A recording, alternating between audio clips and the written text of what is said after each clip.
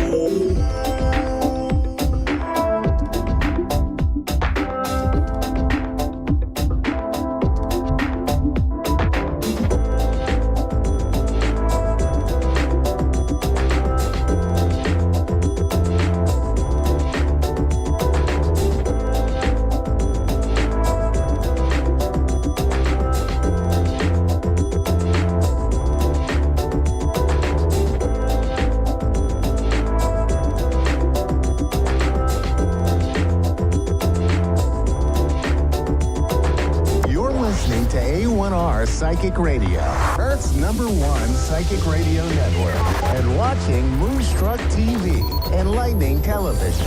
Welcome. Time for Eleanor Gray's Psychic Destiny with Eleanor Gray. Live from GraceDestiny.com. Connect direct. In North America, dial 888-454-2751. In London, 20-3519-2158. In Sydney, dial 02-8488-3147. Or online, contact us through our Facebook page, facebook.com/psychic radio. Or one of our websites, askoneradio.com or moonstruck.tv. This is Eleanor Gray's Psychic Destiny on A1R, the Ask One Radio Network.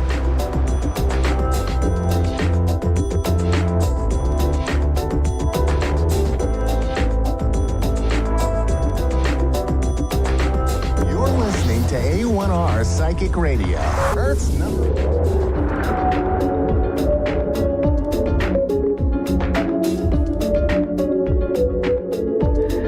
Hello there, hi, and I hope you are all very, very well. So, I'm Eleanor Grace, and I'm a psychic medium, and I reside in London in the United Kingdom. Now, for the last few weeks, we've had some amazing feedback from you.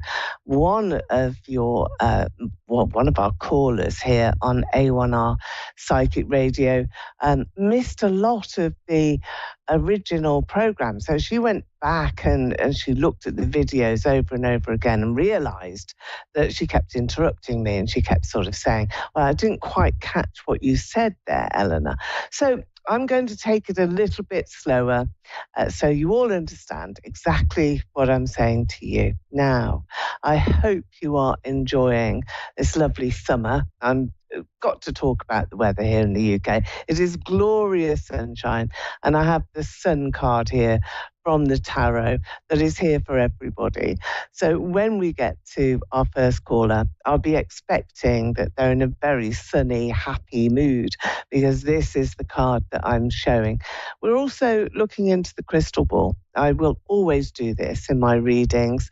It heightens the level of connection really to you, and it's really quite amazing that psychic connections can cross the world. I have callers from Australia, Canada, and of course the US, and of course the United Kingdom and Europe as well. I hope you've all enjoyed the Paris Olympics, and you did really well, didn't you? So let's have a look now at what is going to be happening in your world. When I look into the crystal ball here, this one is a quartz crystal. I look for universal images, for signs, really. Signs that tell me a little bit about you, perhaps about what is happening next, who is going to be mostly important to you, and who is so very dear in your heart. And that's very important, because sometimes we just don't realize who is special to us until it's a bit too late. We could have some very special friends. We can have some really clued up connections with work and people who are really helping us significantly. So when you look at the crystal, it's really important to identify that. So I look here, right into the center. I look for a bubble as well.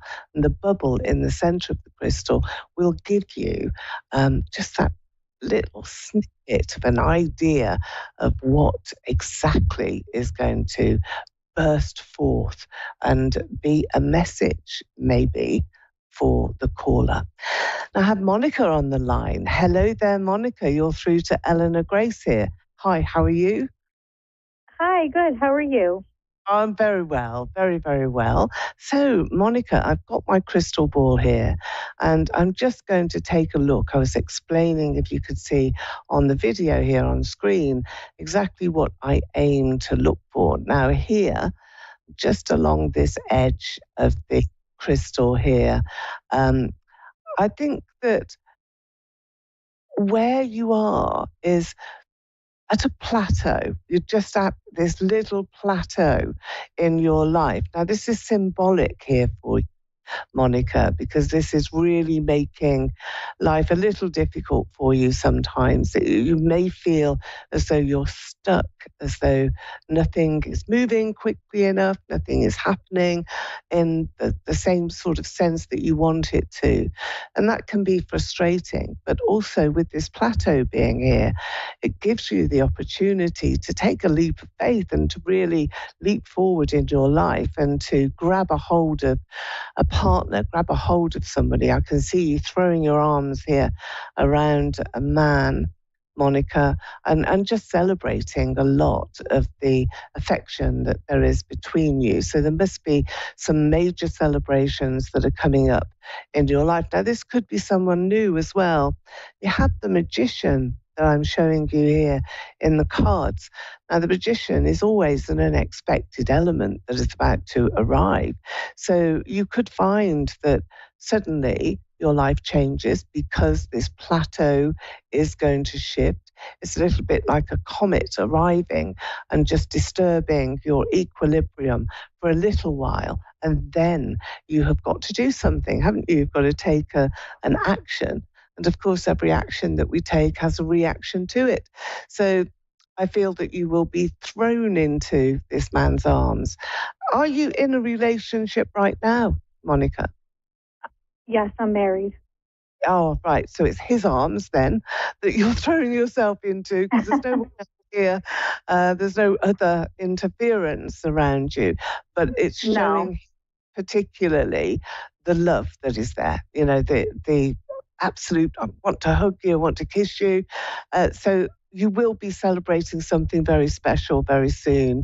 And it's more than a birthday. It's more than an anniversary. It's a real sense of success that I have here. So you must be wanting something quite badly. Maybe it's something new because I've got new beginnings that are around you and new money as well. The Ace of Pentacles has just been drawn for you. Now, the Ace of Pentacles will give you that new beginning in terms of money and wealth and opportunity. So setting yourself up for really some great news. That's what's going to happen. That's what I see in your crystal. I also have spirit around you, and that's important as well. There's a lady that's here. There's a man by her side. They're very distant, so these are ancestors. They haven't recently passed over. They've been passed over a long while. But they are coming through and sending all the hearts you can see behind you. They're all the hearts of love for you. So I do think that you're going to experience in this next few months and going forward a great deal of love and romance here. Do you have a daughter? Because I've got a little girl here I want to bring out to you. No, I have two sons. Okay. And you're not expecting any further children? No. Because this little girl is here. So either she's in spirit or she's around you. Oh, well, I did have a miscarriage, so maybe that. Yeah. It will be, because when I was looking at the lady, gentleman that I've got standing right beside you, there was a baby and it was a girl. Well, it was a girl. I knew it was a female, and you've got a female in your card. So you'll meet again. It's a strange thing, because sometimes when we've had such a loss, there's a reward to come. And a reward is often meeting that soul again. And sometimes that's in a completely different form. It's not a child. It could be a really good friend, or it can be another family member. It can be a grandchild as well. And I do see an abundance, a little pattering of feet that are here in your crystal too. So you will have lots of little ones. Little ones are all around you. And they're to come. They're in your future. So this plateau, I want to go back to this now. Are you expecting to move house, or to just sort of take a risk, take a chance on something new? Is that what you're hoping to do, Monica? Well, I was just recently unemployed. I was actually taking care of my grandmother, working from home, but she recently passed away about 3 months ago. So now I'm unemployed. Well, you will have a new job, that's for sure. Okay. There is something there for you because it's being called for from spirit. So let's go to your grandmother, because there was a lady there straight away, and then there was a lady joined by a man. And my feeling was that these two souls were ancestors who had been passed a long time. But I do feel that what you have is a situation where your ancestors have come forward to welcome your grandmother, to bring your grandmother to heaven, to spirit, to the golden world. I always see spirit in golden lights, like the golden Voyager, that little sparkle of energy, of light. And that's how I'm seeing your grandmother. I don't feel that she was able to speak very much, so she must have been unable to talk or just, asleep for quite some time before she passed. But I do feel that she's very vocal now. Certainly, she welcomed all the love and support that you gave her, because again, it must be her parents. I think these were her parents. And I've got the initial of G as well. Does that mean anything to you, G? I really, it's around a man, the big sort of G I have there. Does that mean? Yes, my uncle's name starts with a G. Okay, and he's in spirit? No, he's alive. Okay, so he's being called out then. So it's really sending love to him as well.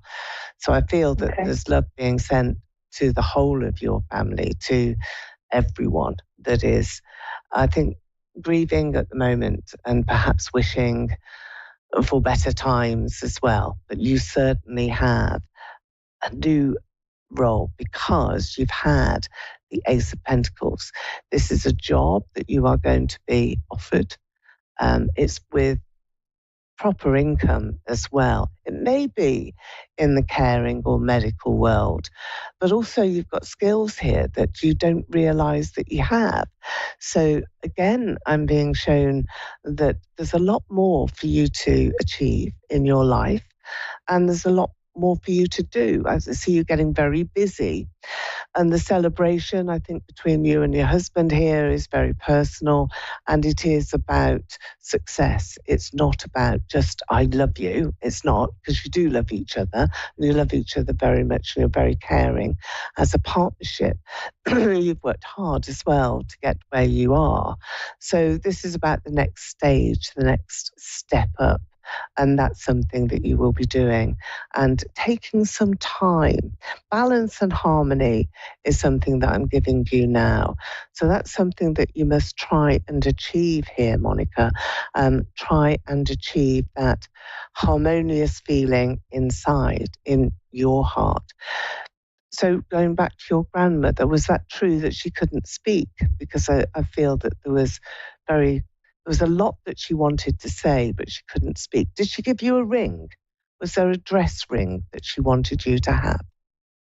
No, she could speak. She ended up passing in her sleep, but she could speak before that. And no, she didn't give me any ring. Oh, she wanted to. There's a ring somewhere. I've got a ring that was very special to her. It was a dress ring. That's what I'm being told. So it may not have been precious in terms of gold or diamonds, but it was something that she wanted you to have. And in any event, if you can't find anything that belonged to her, then the next present that you receive or the next gift that you have will come from her. It comes from spirit. You may see something yourself that you want, or it may come at your next birthday or Christmas or, a particular celebration, but it's there and it's coming from her. Honey, honey, honey is what I want to say to you as well. So did she call you honey? No. Do you like honey? Why is she saying honey to me? I'm not sure.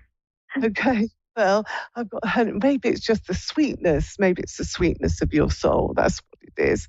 But she's very precious and she's safe and she's not hurting anymore. She's with her parents and the soul as well of your little one that I feel was a girl. But don't fret about that, because sometimes these things are just not meant to be, and you're living your life now in a free way and in a good way, and that's what you have got to keep very much on your mind. So the crystal ball here is giving you energy. You will come out of this dull period where nothing is moving, and you are going forward. Ace of Cups is here as well. So this is a job that you will really like, you will really enjoy. Do you have management skills? Because I see you actually in charge of other people, that other people will be listening to what you have to say, and you'll be organising. Yeah, years ago, I used to be an assistant manager. Right. Well, I think you're going to do that again, because you're going to take that space again. You're going to fulfill some of your dreams again. So the Ace of Cups means that you've just got to hang on. Make sure that you put out there as many applications as possible. Doesn't matter how many, wait to see what comes back. Because it can be, just that one chance, that one opportunity that you need. There's a girlfriend here as well who I feel will be very, very helpful, seeing her in the crystal. She is a person that I think you know very well, and a person that you would trust and you would rely upon her. Maybe she's given you a reference, or something that is good about you. She's telling a nice story about you. So look out for her. Very strong person, and someone that you connect with extremely well. And she's helping you. She's going to make a recommendation or give you a helping hand.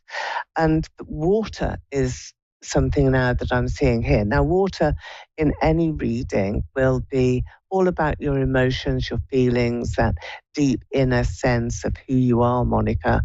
So you're very intuitive, and you must watch out for your dreams as well, because your grandmother will come through in your dreams. Your own mother. I hope so. Yeah, she will. She'll send you messages, and she'll hold your hand. Do you feel at night time sometimes that you just wake up suddenly? Because that's something else that I think is really important. She's sort of wanting to visit you, wanting to see where you are, to make sure that you're safe. And of course you are. But she loved you so much and wants to thank you so much for being there for her, but she's safe. She's with her parents. So, Monica, I hope you've enjoyed your reading, especially with the crystal ball. That's been a very heightened sense of intuition, really, for you. And that's something that you can take with you. Remember as well, the love that is coming to you with this card, which is the Ace of Cups. That's love from spirit, love from your angels, and rest easy, because you have a lot of life to live. It's not your time to be worried too much about what happens. Your grandmother had her time. She's safe, and she's being taken by her parents, and she's with angels now. So take heart in that. Remember the ring that you're going to get, because that's something really special. It's from her. So it's got a special meaning as well for you. I'm going to give you November this year as being a time that everything turns around. So where you've lost so much recently, that's a time that you will regain it, and it's coming back into your life. Remember the Ace of Cups. So it's wonderful to speak to you, and I hope to speak to you again. So now we have another caller here. Is that Gina? Hello. Yeah. Hello, Gina. Hi, how are you? I'm very well, very well. Here in London, it's really hot. We're not used to it. So there we are. We're not used to hot weather. We're used to rain here. Okay, I'm going to just... You can hear me, right? I can hear you very well. Can you hear me okay? Yeah? Yes. Okay. Gina, just going to take a couple of cards here. for you. I want to give you this one. This one is the Page of Cups that is coming through for you. The Page of Cups is always an opportunity that you cannot miss. So something great is really going to be uplifting for you and giving you a sense of, oh, wow, I never expected that to happen. I never expected to be in this particular space at this time in my life. The next card that you have, Ace of Wands. So this is even more of a dynamic start for you. So you have to take your blessings when they arrive, Gina, when they come. And this is a dynamic time. So the rest of August, going into September, into the fall time, the autumn time, the time when everything rejuvenates. It's a time when we can look back and reflect on this year. And that's what you're going to do. I've got number 6. So the next 6 weeks will be important for you. And you will be taking some lessons. I feel that you're going to be learning something new. Is that something that you're planning on doing? Are you really sort of zooping up your skills? It's like impressive, whatever it is that you're going to take on, Gina, really impressive. Are you planning that at the moment? Yes, I mean, whatever, I'm practicing, I just want to move ahead in life. I feel a little bit stuck in my life where as I just moved to a new location. And okay. You've got the Judgment card here.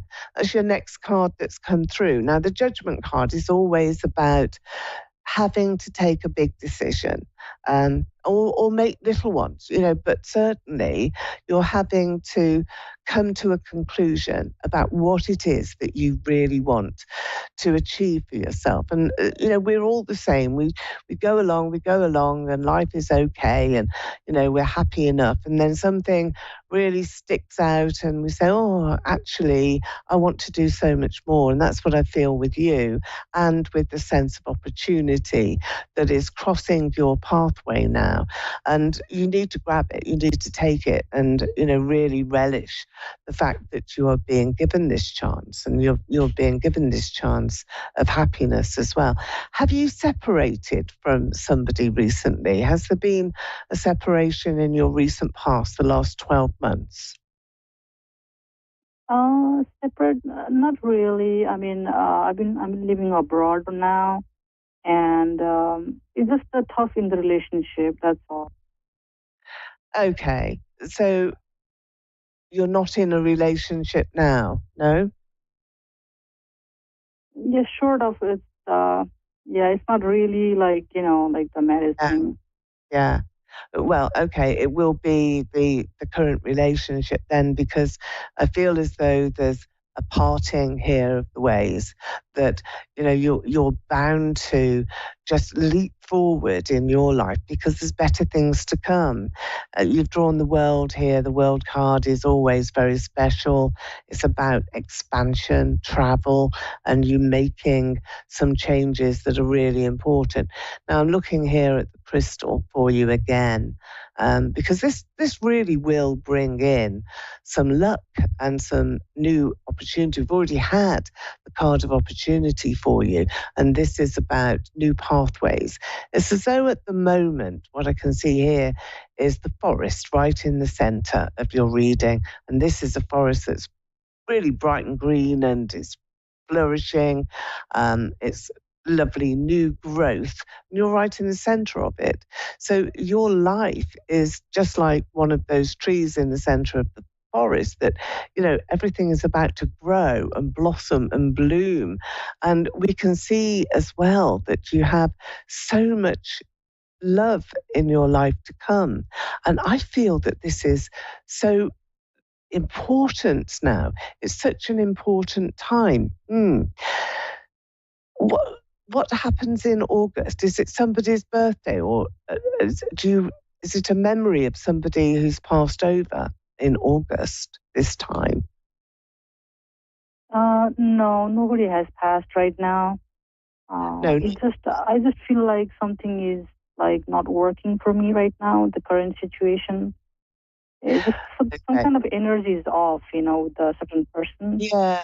I know. I mean, this, I think, is probably what I'm connecting to on different levels, because I think it will be this August that everything changes, that, you know, I've got the separation, I've got somebody who's passed, somebody who leaves your life, turns around, and then you are being catapulted, sort of this big energy burst for you is going straight into the future. And the autumn time, the fall time around September, October is so very special. That's when your life turns around. There's a new opportunity for you then. You're taking on a higher role. So your life is moving up. You're going up in the world. You certainly are. And you're having to take decisions about yourself. And that's really important. I think there's going to be a new love arrive in your life too. I'm going to give you the initial of T. That's what I can see in the crystal ball here.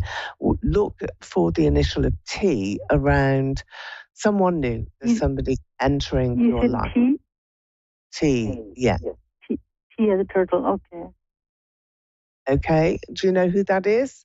All right. No, I don't know anybody right now, but the current situation with a certain person is really tough. Like it's like from one side, you know, like I'm forcing to happen, but it's like some energy is not working here. I feel like I'm pushing too much, or, you know. Do you feel safe? No, not on the same pace. Yeah. Do you feel safe? Do you feel safe in this relationship? Safe, like in physical way, safe, but I'm saying, like, I didn't see any future. Not saying. Yeah. It's like, I don't know what's going to happen with the results, you know. It's like there's no commitment. No, the result, I've already said to you what I can see here in your cards and in the crystal. There's a separation. So the relationship will end, and it will end this August. It will end in the next few weeks. And that is because you're not getting anywhere. You can't make him behave any differently. You've tried everything that you can here.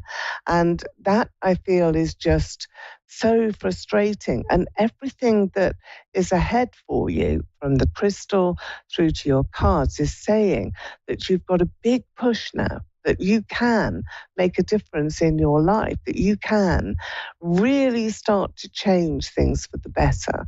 And that's exactly what you will do. You will make those changes, and you will be very pleased with the result. You'll be very pleased with everything that is happening in your life. So I do feel that this is a time for you to just let things happen. Remember that you have this card here, the Judgment card, which is very powerful in your reading. Now, the Judgment card tells you that you have to make a decision. The decision for you is one of freedom and happiness. And you will be happy, and that in your crystal ball. So it's been wonderful to speak to you, and it's been great to speak to all of you. And I will see you again here next week on A1R Psychic Destiny. It's been Eleanor Grace. Bye for now.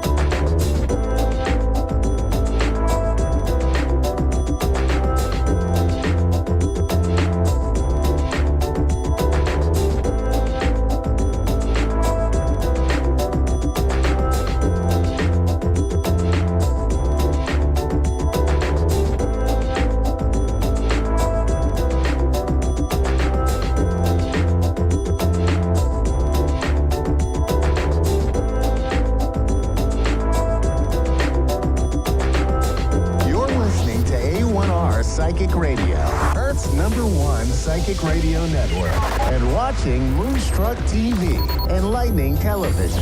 Welcome. Time for Judith Miller in Spirit with Judith Miller. Judith Miller. Live from miller-judith.com/Judith-Miller. Connect direct. In North America, dial 888-454-2751. In London, 20-3519-2158. In Sydney, dial 02-8488-3147. Or online, contact us through our Facebook page, facebook.com/Psychic Radio. Or one of our websites, askoneradio.com or moonstruck.tv. This is Judith Miller and Spirit on A1R, the Ask One Radio Network.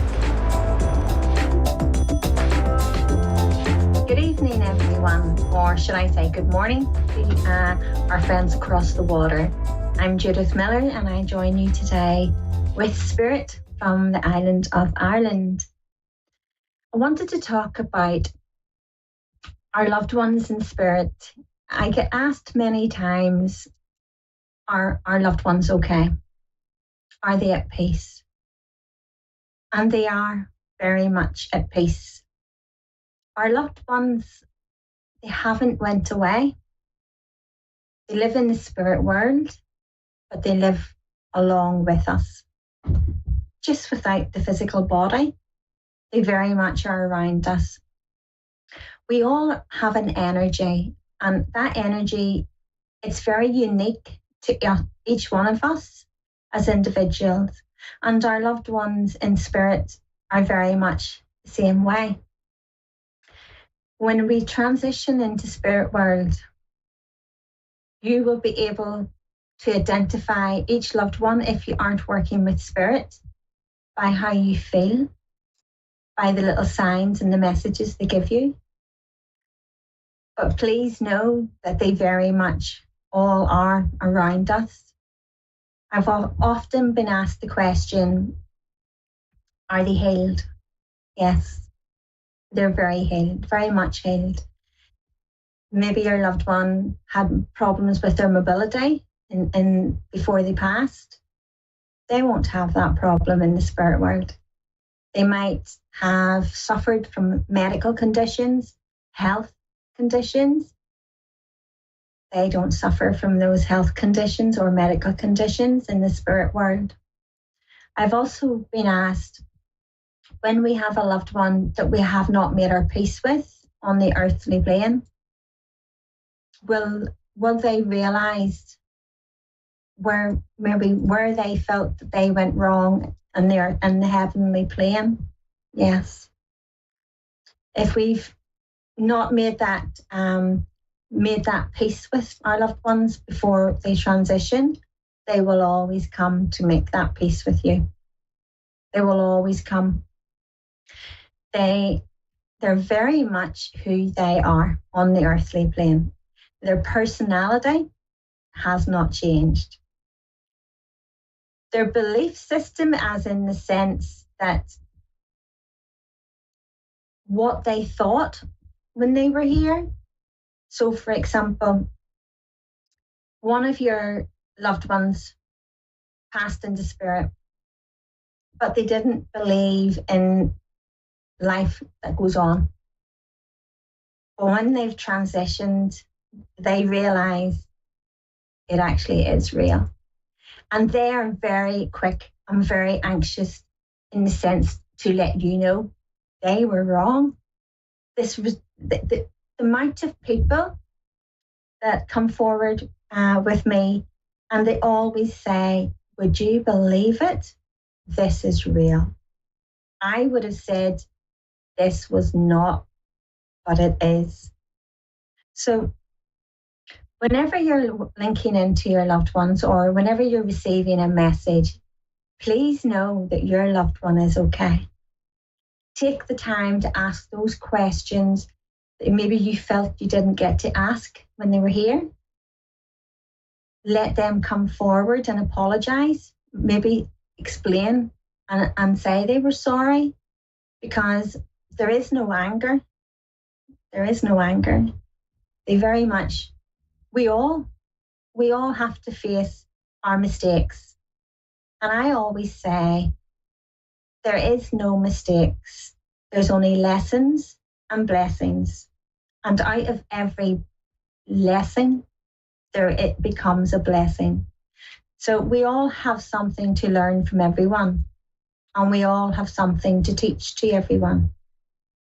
In the spirit world, the only difference is the physical body is not needed. But please rest assured, your loved one very much is at peace. When you ask for little signs, pay attention. They will leave you those little signs. If you ask them to come and visit you, they will come and visit you. They're never far away. You only have to talk to them. And listen to the little thoughts and the ideas that come to you, the songs you're drawn to, the lyrics, the wording within that song. Our loved ones respond to us in a lot of ways, and our own spirit team. They do so through music. Have you ever been drawn to specific songs and you just play them over and over? And you might not be aware why you like that song, but it's very much reminds you of someone, or it brings up emotions or memories.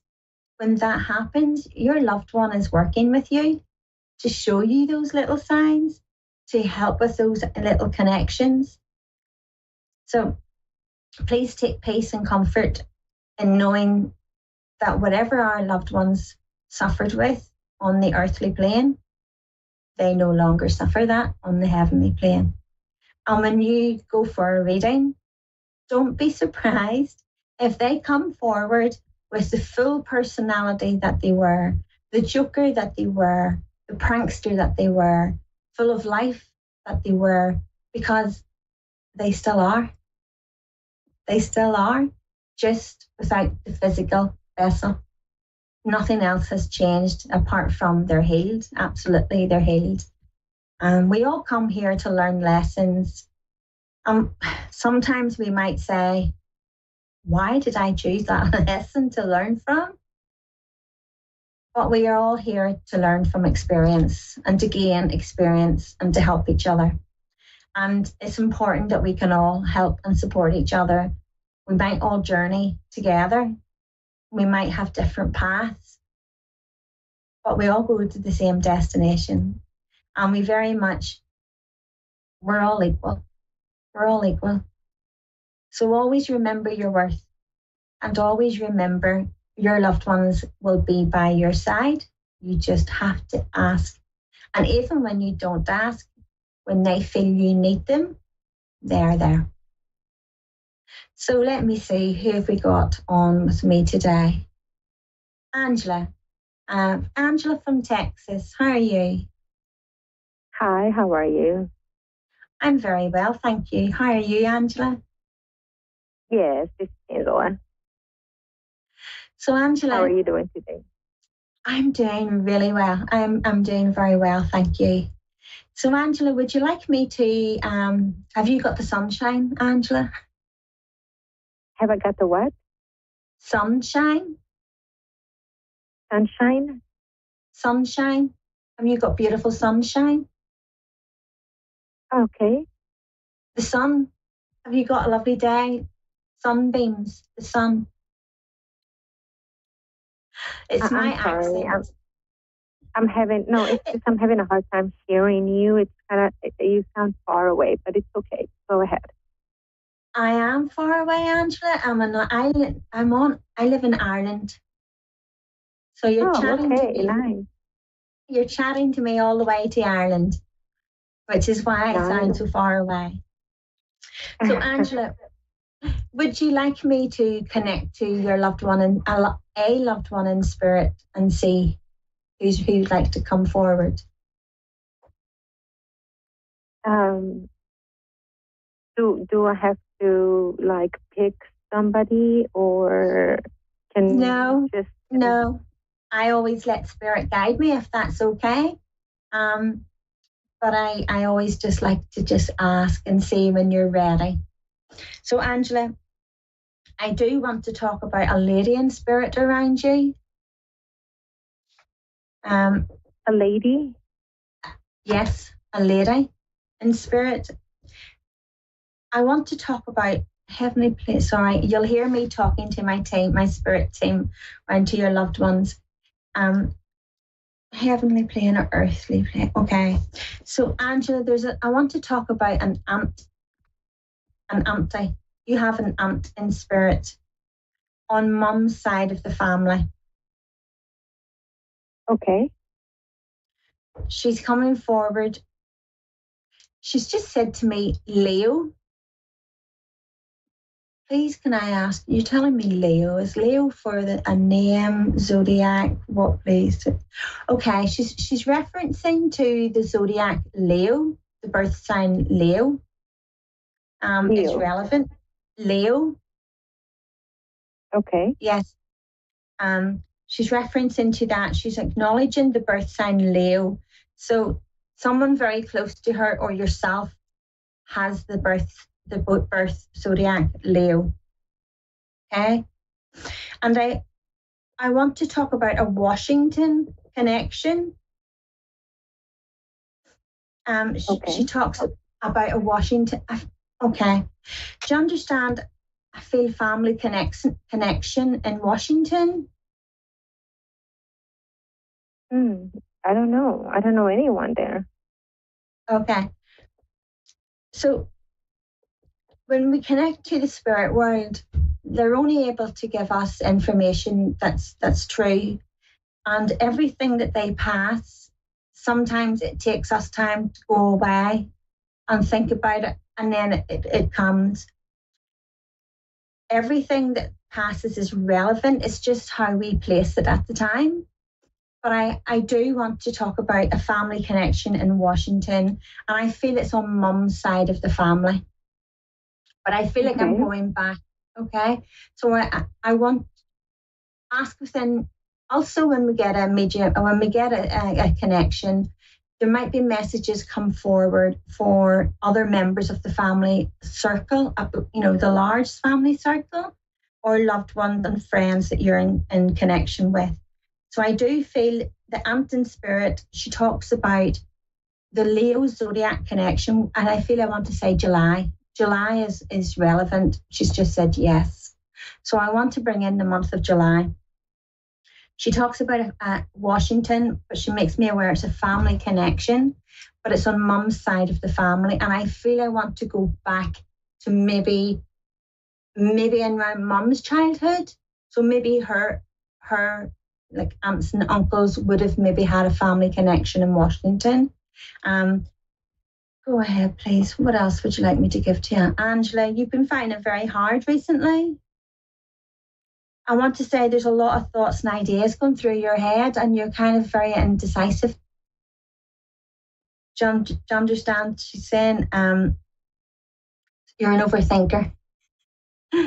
She says you overthink. Okay. Yeah. Okay. I want to also give you the name. Is this the name, please, for Angela, please? I want to give you the name Sharon or something like that. Sharon.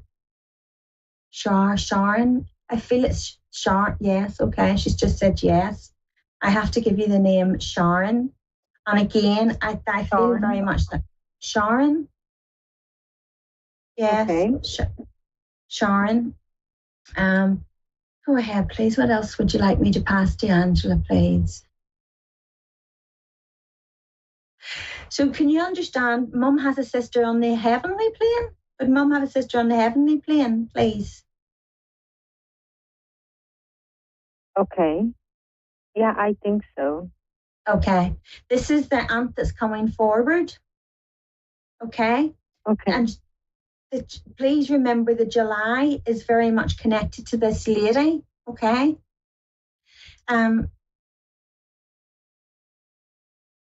What do you mean, please? So, Angela, do you understand? You've been talking about having a break, like a holiday, a time away. I want to say time out is what she's just said. And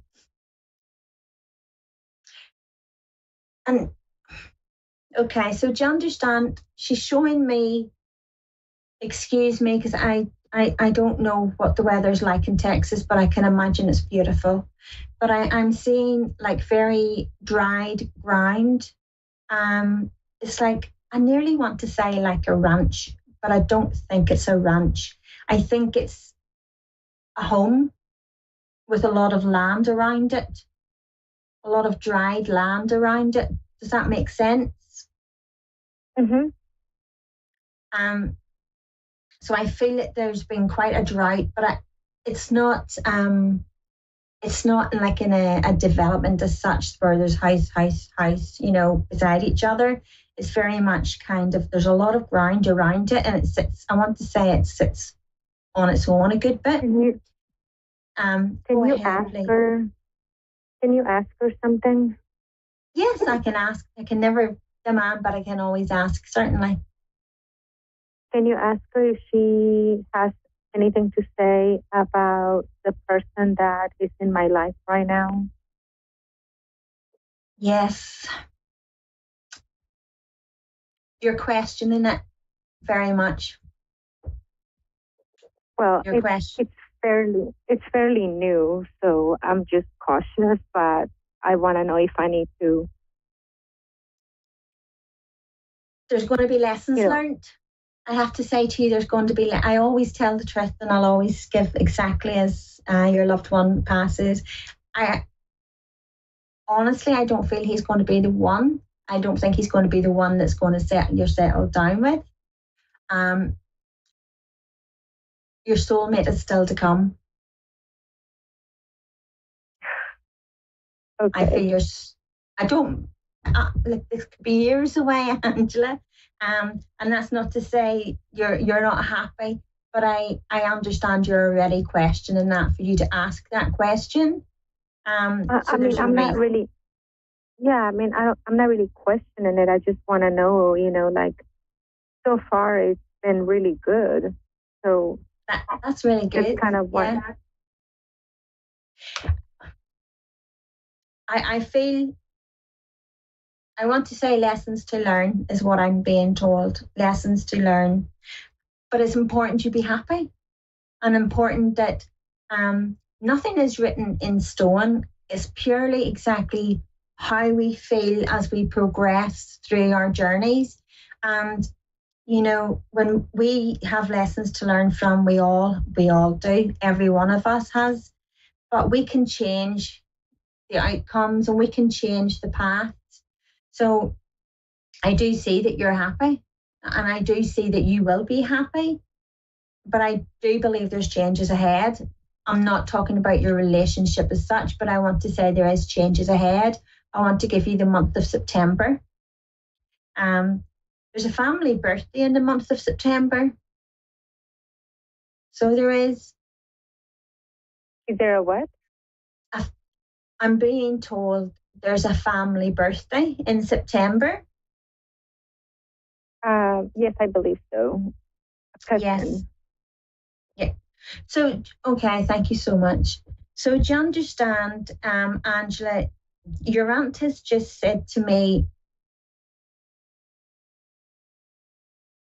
okay, so your aunt has just said to me, where relationship is concerned, is how we work within it, how we learn from the lessons from the past going forward, that if we want something to really work, it works.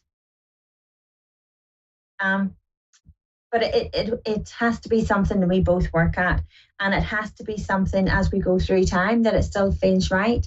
And that's for everyone and anyone, that we're all the same. But I do feel, why you're asking, there is insecurities, and I do feel it's to do with the past. I feel you've been very much hurt in the past, and you struggle to trust. But I feel that that's quite valid as to why you feel like that. So why you question? Yeah, the reason I'm asking is because it's so new and it's so good. And it's different. And I mean, because of past experiences, you know. So can I, if I want to say, you're waiting for something to happen. You're waiting for something to go, okay, this is great, but I'm just waiting on it going wrong. So if anything happens with your relationship, it will be you that makes the decision. So the choice is yours, and it's you that you're in control, and it's you that makes that decision. I will stand over that. But what your aunt is, do you understand the name Maggie? What is it again? The name Maggie. Maggie? Please. Yeah. Ask within your family, in case that name is relevant to someone else, but I must pass it. When your aunt talks about learning from the lessons, it's how we felt things was wrong in other relationships. And I feel the insecurity with you is you're still trying to find that relationship with yourself again, because the trust has been broke, you know, and it hurts. So I feel that she's saying trust. She's saying trust. Don't wait for things to go wrong. Just enjoy it. And know that you're the one that will make any decisions on this relationship going forward. Okay? I want to also say to you about the month of January. I feel there'll be changes in the month of January. Okay? And I feel I want to also link in your family circle with that. Okay. I also want to talk about, there's going to be a new baby. I want to say there's a boy going to be born within the family circle. Celebrations is coming. She's saying celebrations. Okay, just before, please. She's singing the song to me, congratulations and celebrations. So I feel, again, I want to place the baby boy to come on mum's side of the family. Okay, on mum's. Do you understand? Has mum a brother in spirit, please? I'm sorry? Angela, would mum have a brother in spirit? Not that I know of. Okay, I have to say there's a brother in spirit. I feel he passed around his 40s, 50s is what they're showing me. And I feel that they had a medical condition. I feel heart. I want to link heart, okay? And he's on Dad's side of the family. He's just made me aware. Dad's side of the family, okay? He's with a grandfather, your grandfather, okay? He's with gosh, they're all trying to come forward. Before I run out of time, I want to stress that you very much, please know that you are in control of the relationship. Follow the lessons and what you didn't like and what upset you in them previous relationships. You know, it's okay to be vulnerable and it's okay to trust again. I'm not saying in life we don't get hurt and we won't get hurt again, but the only way we ever learn those lessons is through experience. And sometimes those hard lessons, they teach us very valuable, those experiences going forward. And it's what makes us grow. And I feel that indecisiveness is, I want to say, in the past, you felt that you've had to keep everybody else happy and not really just focus on yourself. You found it hard to just be you. You always felt you had to please other people. Whereas this relationship, you're very much being yourself. Does that make sense? Yes. Yeah. Keep being yourself. Mm-hmm. Keep shining, Angela. Because that's what's important. When we can be ourselves, we shine. And it's been a long time since you have felt that you could be yourself. And when it comes to helping people and being in that relationship, I'm just being you. So keep shining you, because please know where this relationship's concerned, you're in control as to where it goes. Okay? Thank you. You're very welcome. Please know that there's a lot of loved ones wanting to come forward to you. But it's very important that the brother in his 40s, 50s with the heart condition on dad's side comes forward, grandparents. There's a lot with the aunt coming forward now. Unfortunately, I won't get to bring all of them forward, but it is important to know that there's a lot of family around you leaving signs, I want to say, Angela. And the aunt in the spirit world, she makes me aware that she's quite like mum in many ways. And go ahead, please. What do you mean? Was there a wee memorial or like a tree that was planted in memory of someone? I don't think so. Not that I know of. Okay. Ask within the wider family circle, because she's referencing to something. Okay. But please know the baby boy is coming. The new addition to the family is coming on mum's side of the family, I want to say.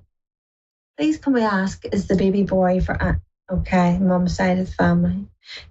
Is there another question or something else you'd like to find out and ask? Angela, is there anything else you'd like to ask? I mean, just kind of wanted to know if this person has the best of intentions. Sorry? I was just kind of wondering if they could tell me if this person has the best of intentions.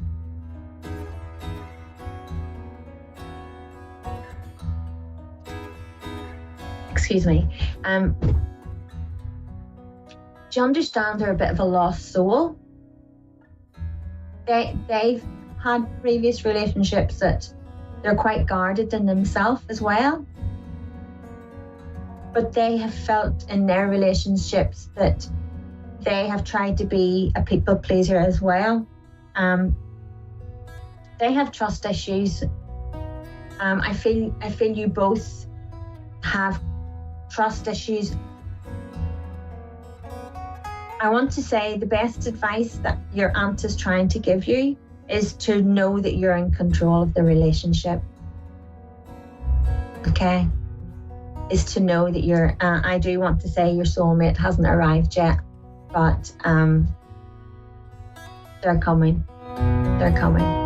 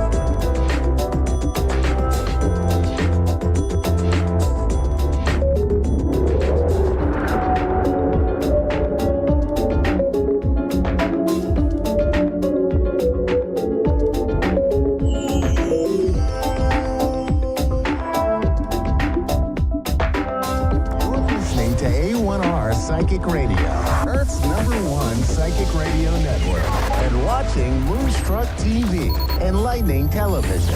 Welcome. Time for Sessions with Spirit with Gene Rose.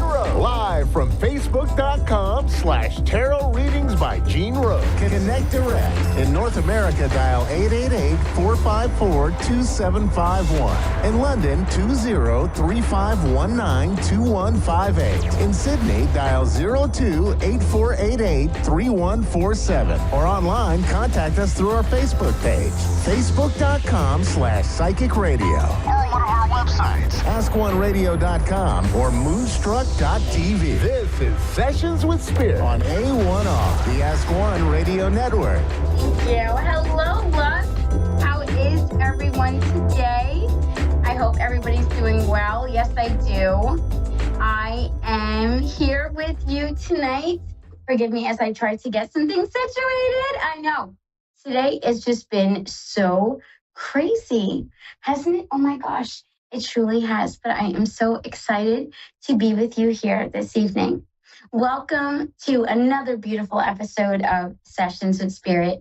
I am your host, Gene Rose, and I am so happy to be with you tonight.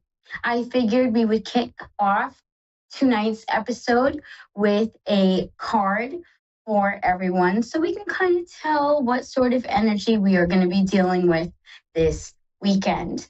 As you know, here in the States, it is beautiful and I don't want to say sunny because it's been rather hot, but and a lot of the states, unfortunately, are dealing with either a tropical storm or hurricane. It's been kind of crazy, but it is a lovely evening here in the States.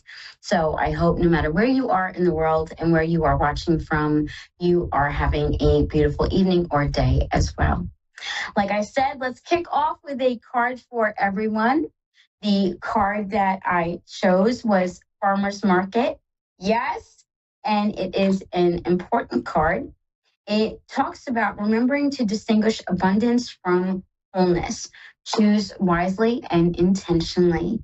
Yes, because of course, without being whole, you cannot have that wonderful and necessary abundance. So that's going to be extremely key to have as well. Guys, I hope everyone is doing well tonight. Yes, I do.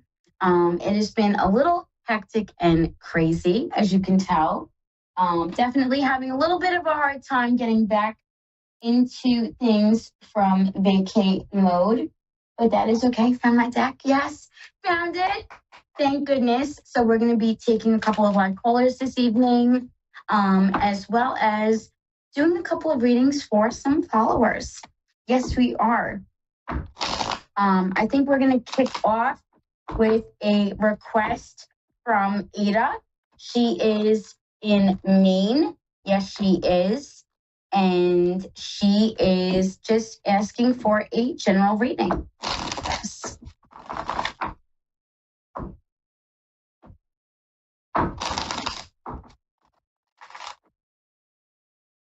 All right. Love, you obviously have had some disappointments and heartaches in the past, maybe even some frustrations. However, I definitely would encourage you not to stay in that space. Next card is the Knave of Wands. Knaves are the equivalent to pages, which is going to reference the start or beginning of something new. The Wands suit is all about fortitude. It is also about strength as well as courage and bravery. It's also about resilience, which is kind of funny because the Four of Wands was your third card. Might be having a move in the future. Not saying close future, like near future, like within 3 to 6 months, but definitely out more, like 6 months to a year. Next card was the Eight of Cups, and that card fell reversed, thankfully. And that card is going to refer to not letting go of things that are serving you. Guys, what is with the spirits tonight? I cannot. Oh my gosh. Do you hear things rattling? Oh my gosh. The joys of being a medium. So yes, we are going to start with Tegan. Love, she is from Queensland, Australia. Love, welcome in tonight. How are you doing? Good, thank you. How are you? I am doing fabulous, love. What would you like a reading on? Just love if possible and what's ahead. Oh, I love that. Absolutely. Heck yes. Let's get this started, shall we? So how's the weather there? Thank you. You're welcome. It's cold at night and hot through the day. Oh, wow. Oh, my gosh. Because we're in winter at the moment. Oh, yes, that's right. You guys are. You had it switched. So right now we're in our summer. So, and it is it is so hot. Oh my gosh. Ooh, I just came back. I heard that. Vegas was Vegas was really hot, I've heard. I know. Over 100 degrees. Can you imagine? Yeah, that's insane. We do our weather in Fahrenheit. So I don't know what the equivalent to that would be for Celsius. I just know it would be. I think it was 40 degrees Celsius. I think it was around 40, 42. Wow. Oh my gosh. Okay. So, love, your first card is the Empress. That card fell reversed, representing that you're going to want to go after what you want instead of deciding not to decide. Don't be indecisive. Don't go back and forth. Your second card is definitely one of love and it moving into your life. Your third card was the Ace of Wands, which is going to refer to unexpected opportunities. So definitely look forward to those as they arise. I was really happy to see you coming out of the space of breaking free from doubts, fears, illusions, as well as things that may taint that future connection. So moments or instances in the past where you may have been hurt versus things that you may want to have in your life, and you really knowing and making the change for the difference. Does that make sense? Yeah. Yeah, it does. Awesome. Yeah. Not entertaining those past hurts and bringing them into that future connection. You know, when we kind of sever those ties, and sometimes when we're in a toxic relationship, we develop what is called a trauma bond, which can be really, really difficult to sever. Is it doable? Absolutely. We just need to cut ties in all ways, shapes, or forms, including mentally, obviously physically, but emotionally, even spiritually. That's going to be really, really key. So make sure that you are staying like in the version of your best self. And that way, that next connection, you can absolutely give it your all. I understand that. Yep. Yes, for sure. I think that is going to be so important. You're so welcome, love. This was an absolute joy for me. Thank you so much for allowing me to read for you today. Thank you, darling. I appreciate it. Oh, love, take care and be well. You too. Thank you. Bye. No problem, love. Bye-bye. Oh, guys, that was fabulous. What a beautiful reading for Taken. That was absolutely beautiful. I'm so happy, and I wish her the absolute best. I just know that the next relationship she enters into is going to be fantastic. Up next, we have Loretta. Hello, Loretta. You are actually in the same state as me. We are both in Ohio. How are you, love? Oh, really? Yes, I'm from New York. So I do claim the Big Apple always. It's nothing against the Buckeyes. But that is just me. I will be a New Yorker forevermore. But yeah, I am outside of Columbus. Yes, I am. I'm in the middle of the state. Yeah, I think it's like an hour and a half away from me, maybe. Is it? Okay. Columbus. I love it. I absolutely love it. Oh, wonderful. Love, what are we reading on tonight? Actually, I would like to know how things are going to work with the fresh relationship that I am in. Okay. I love that. Ooh, another tarot reading. I love tarot. I am an absolute tarot chick. Through and through, though I do also offer mediumship services. So I am also an evidential medium. Excuse me, I'm tripping over my words. I've had spirit messing with me during the entire show. Loretta. Oh, today oh my gosh. I had something drop before and I'm like, what is this? Like, now we're going to show up? Like, what?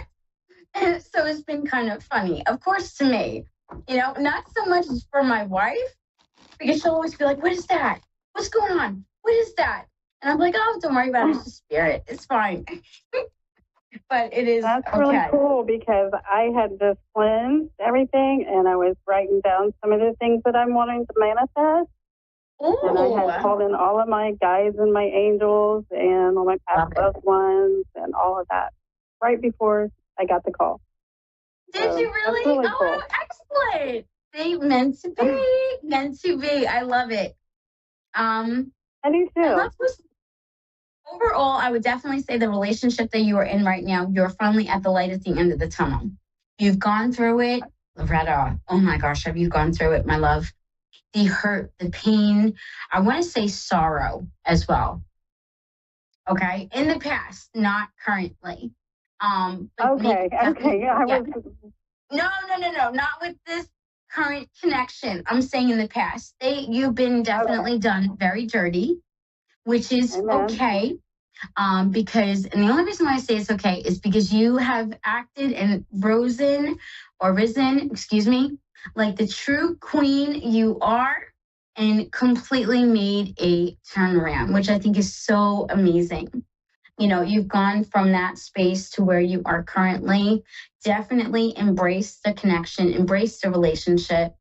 You got Temperance, which actually is one of the cards that I have a tattoo of. It is one of my favorites. It is all about exercising. What is it again? Temperance. The Empress? Temperance, yes. It is all about exercising patience, as well as that reminder that if we exercise that patience, harmony will come. And I think that is so important. So important. It's about exercising patience with ourselves, with another person, or with a situation, or even relationship. So you definitely want to exercise that and be true to you. Just enjoy things. You're building a love story. You know, you really are putting the pieces together and building that foundation. So definitely do not worry about misstepping, so to speak. Don't worry about the past. The past is in the past. Today is today, and really embrace that future. You know what I mean?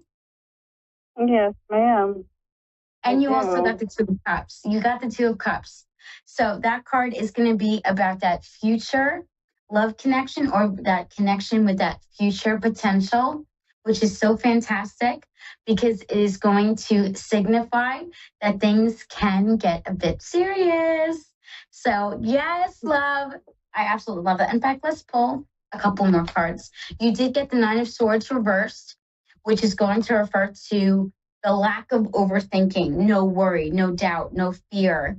It's also going to refer to not being in a state of just anxiety or fear. So I thought that was really beautiful. It's obvious to me that things are moving along quite well, you know, as they should be.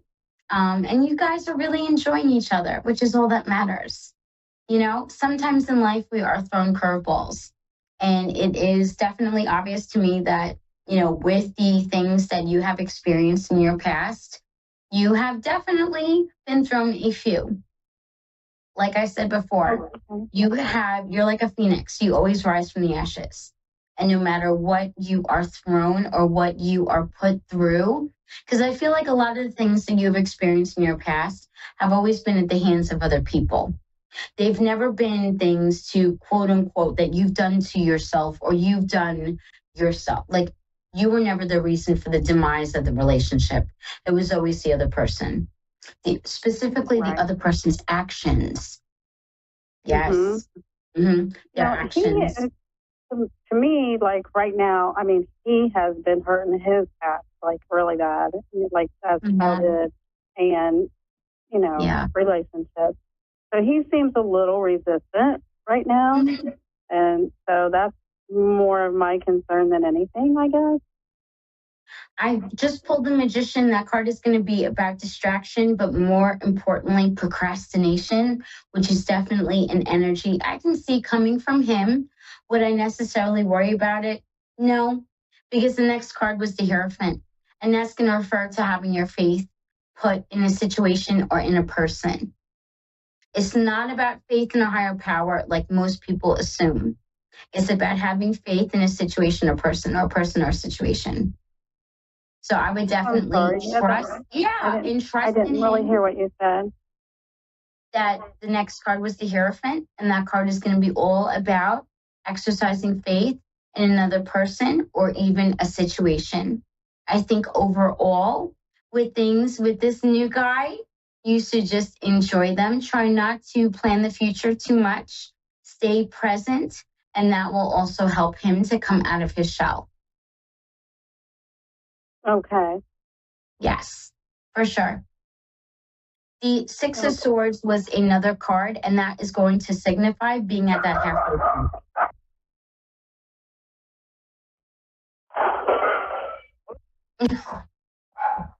Oh, and now the dog's going to get started. But yeah, being at that halfway point, that's going to be really important. So just understanding and realizing that. I'm so sorry. It's okay. Like I said, you got the Six of Swords, and that's going to refer to being at that halfway point. So there still is a ways to go. However, you're not at that point yet where you should make any decisions. So definitely stick it out and see where things go. Okay. Yeah, definitely see. I did pull one more. Just as a clarifier, and it was the Nine of Pentacles, which is going to refer to the start of long-term stability. So even though things might be a little bit iffy here and there, I do feel as though they are going to pan out in the end. Okay, that's good. That's good. And I think it's part of my resistance as well, and my lack of trust in men on my part. You know what I mean?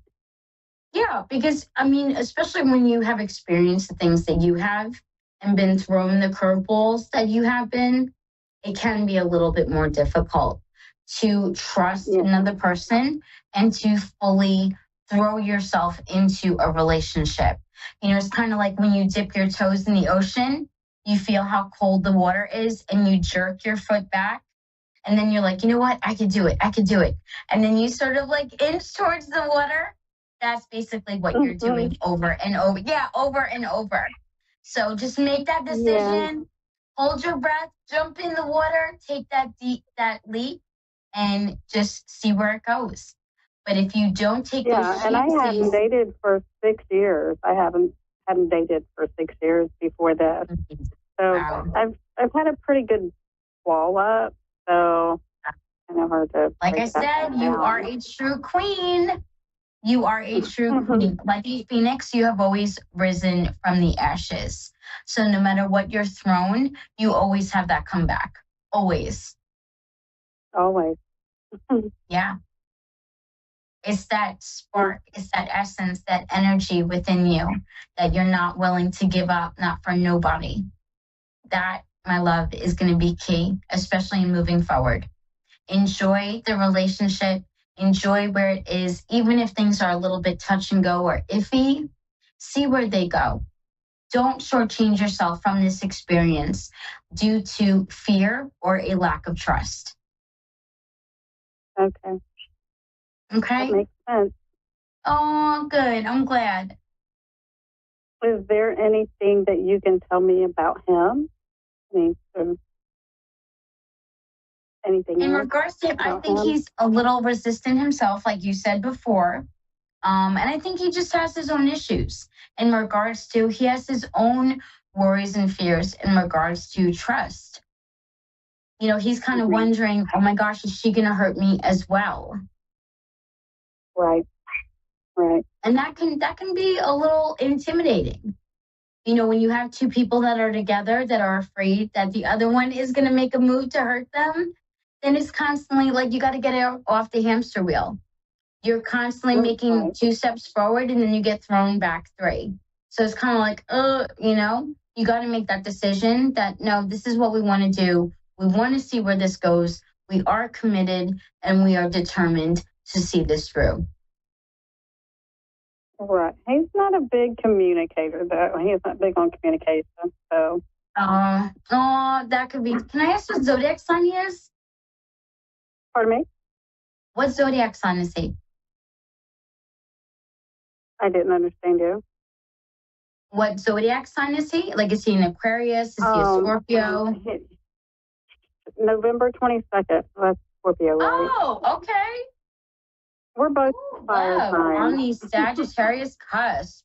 Okay. And I'm a Leo. So like air. Yeah. I totally get that. Especially with him with that air, fire energy. It's kind of like, ooh, can be a little rough for him. But give him some time, give him some patience, and try to see things through. Okay. Yeah, you got this, love. All right. I said, all right. Definitely. See where they go. Just don't be hesitant and hold back. That's the last thing you want to do. Reason being is because you don't want to shortchange yourself, like I said before. Right. I don't want to lower my vibration to get somebody else's vibration. No, you don't. You want to keep it high. Definitely, and especially with today being the Lionsgate portal, with it being 8/8, definitely before you go to bed, write down a few more things that you want to manifest, especially for the rest of the year. That's what I was doing when I got the call, actually. Amazing. I love it. Of all that. Yes, we'll definitely make sure you continue writing that list, and that way you finish out the year strong. I have a question about the writing, though. And I've meant to ask a couple different psychics, but like when you're writing, what do you just write like, I want this, or is it like something that has already happened? Do you know what I'm saying? What I do, how I teach it in my manifesting workshop, is to always write as if it's already happened. So write, I am grateful for, and then whatever you want to happen, yes. And that way you're also sprinkling some gratitude in with it. The universe loves gratitude. Even when we are grateful for the smallest things, finding that great parking spot, little things like that. The universe loves when you're grateful. Yeah, just be as specific as possible with your list, because ordering from the universe is like ordering from a diner. You want to be as specific as possible. So when you order a burger and you're like, oh, I want extra onion, no pickle, you're being as specific as possible. Be that specific with the universe. I want a new car. I want it to be a 2024. I want it to be a 4-door sedan. I want it to be blue, things like that. Be as specific as possible. Okay. And I've always wondered how to start it because, when I started, I'm always like, I want to manifest. And then I'm like, no, I don't want to do it that way. I want to do it as, it's already happened. So I love the way you said to do it. Yes, I am grateful for it. Awesome.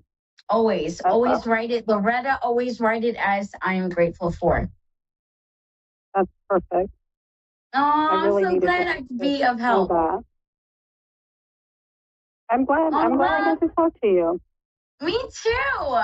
Definitely think about following me on Facebook as Tarot Readings by Jean Rose. I would love to catch up with you for an update. Oh, that would be great. Hell yeah, I would love it. Okay. What's the end of the call? Have a wonderful night. What? Love, I'm sorry. I just asked if it was the end of the call. I wasn't sure. Yes, my love. You have a wonderful night. I am going to go. I have a few minutes left. This was so wonderful speaking with you. Thank you so much for calling in. Oh, thank you. You're so welcome. Bye-bye. Bye-bye. Oh, what a sweetheart. Loretta was absolutely fantastic. Guys, we have a few minutes left.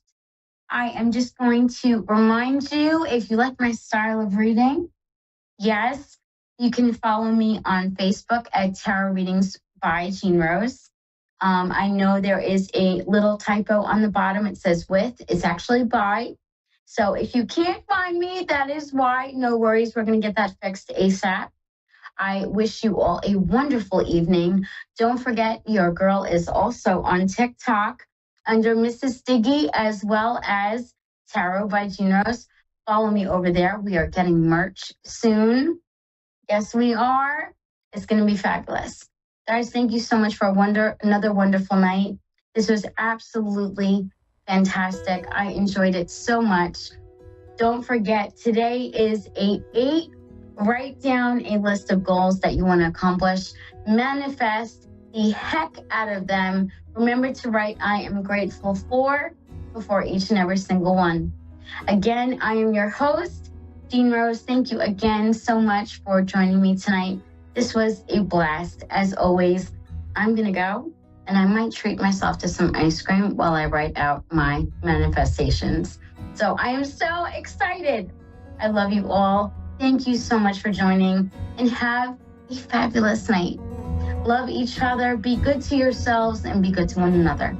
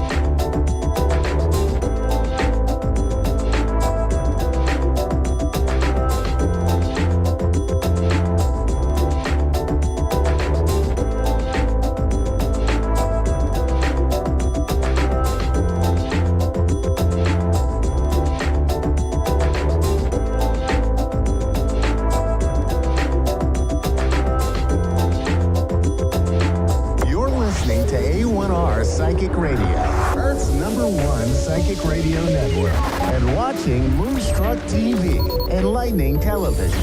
Welcome. Time for Bernice Bisson, Psychic Media. Bernice Bisson, live for BerniceBissonPsychic.com. Connect direct. In North America, dial 888-454-2751. In London, 20-3519-2158. In Sydney, dial 02-8488-3147. Or online, contact us through our Facebook page, facebook.com/Psychic Radio. Or one of our websites, AskOneRadio.com or Moonstruck.tv. This is Bernice Bisson, Psychic Media on A1R, the Ask One Radio Network.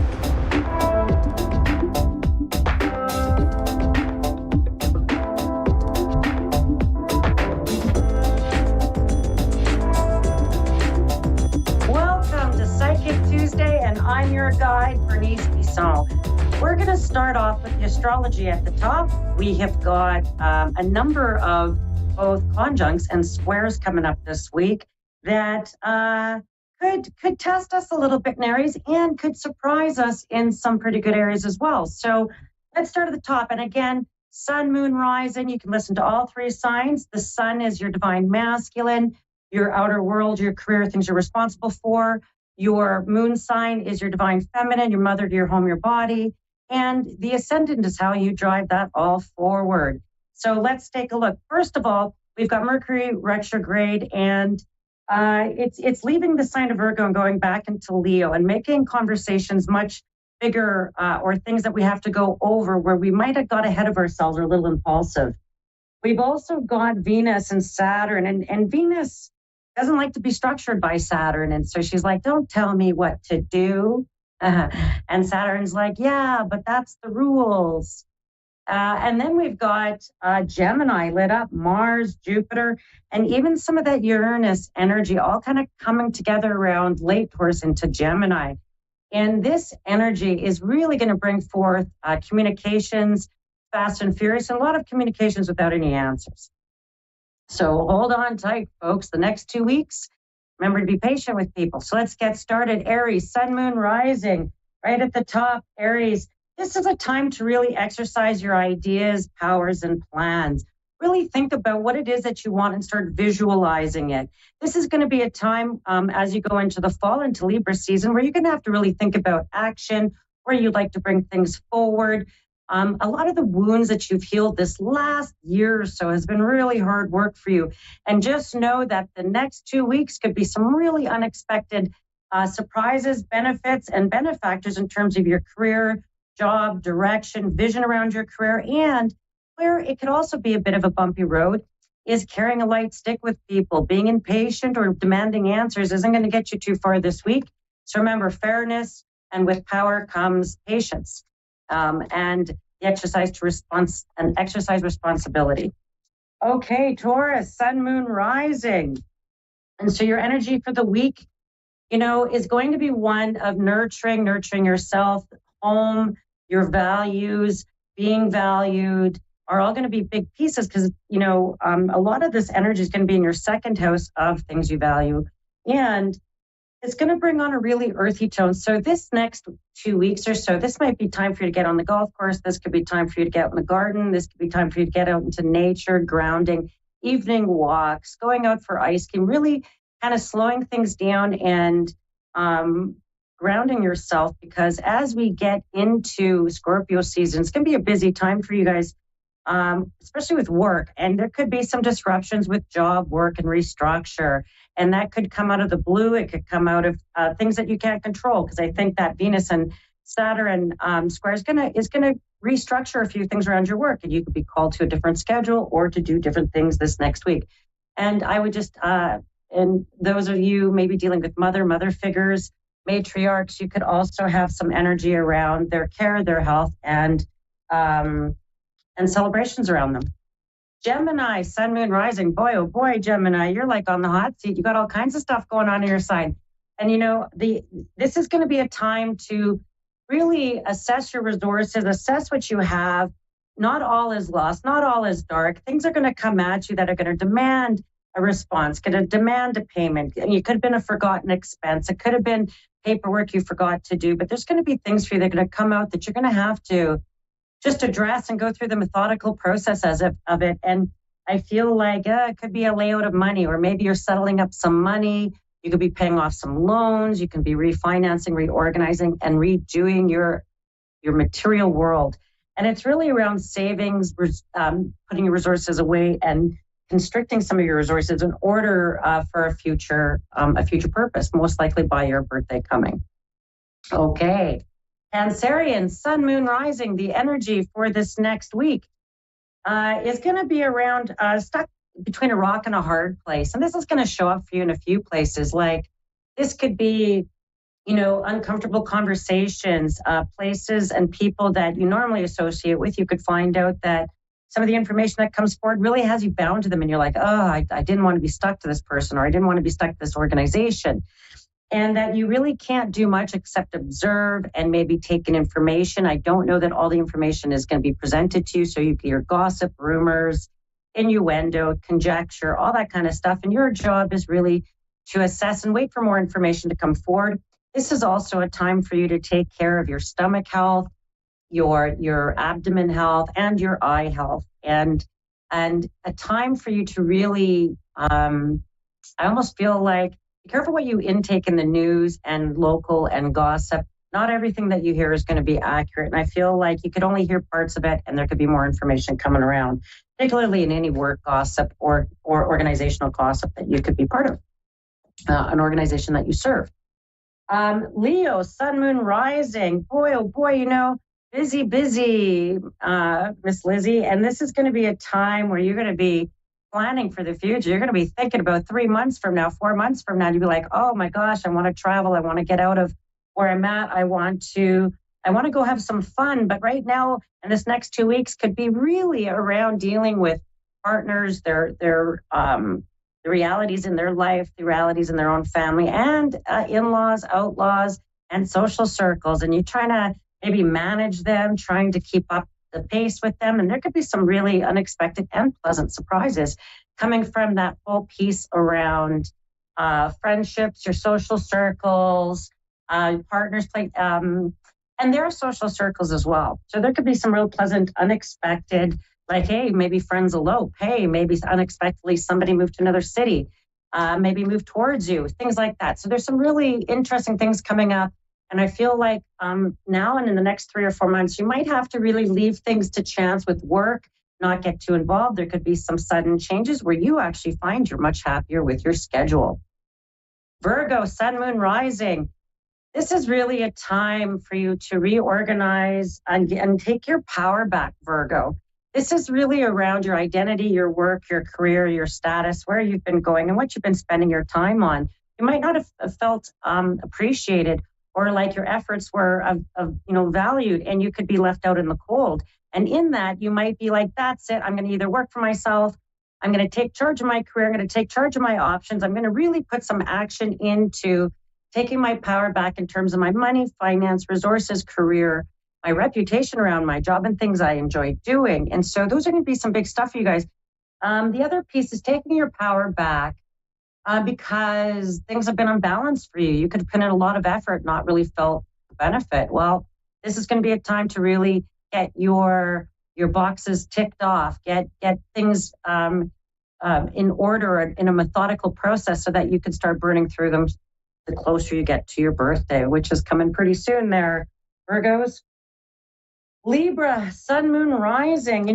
Libra, boy, oh boy, this birthday coming is the first one without all those eclipses, but it's not without a bunch of stuff to make decisions. And this could be an emotional time where you're having to make emotional decisions around logical aspects of your life, like family, women in your life, estates, planning, marital partners, anything and anyone you've had a long-term commitment to that's in the divine feminine energy. And this is going to be a time for you to make decisions, to consolidate, to try to get on the same page as, try to bring together, and even making negotiations, harmony, conflict resolutions, and mediation will all be good areas for you.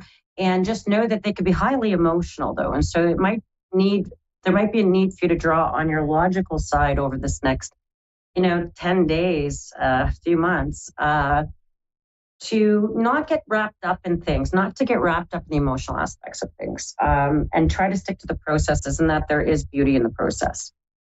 Okay, Scorpio, sun, moon, rising. This is going to be a time of brisk work, social aspects, invitations,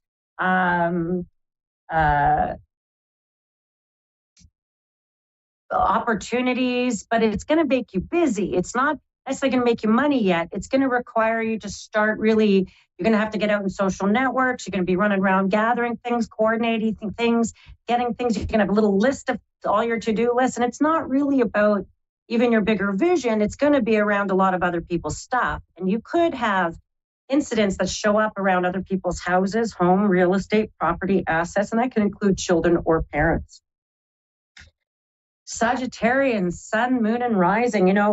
This is going to be a time for you guys to really make some decisions about your job, where it's going, what it's bringing you, your opportunities, where you would like to bring things. You might even have hobbies or specialized skills or creative skills that come up for you.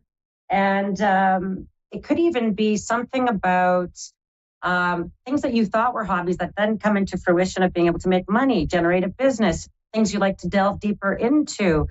Looking at your own independence and your freedom, particularly around your work. So there does seem to be some changes coming where you're making some decisions, and it could be really around finding balance between home, work, family, and your freedom and things that you like to do. You might be feeling like, I've worked enough. I need some downtime. I need to spend some time with people I love. And I feel like that's going to be coming for you, Sages.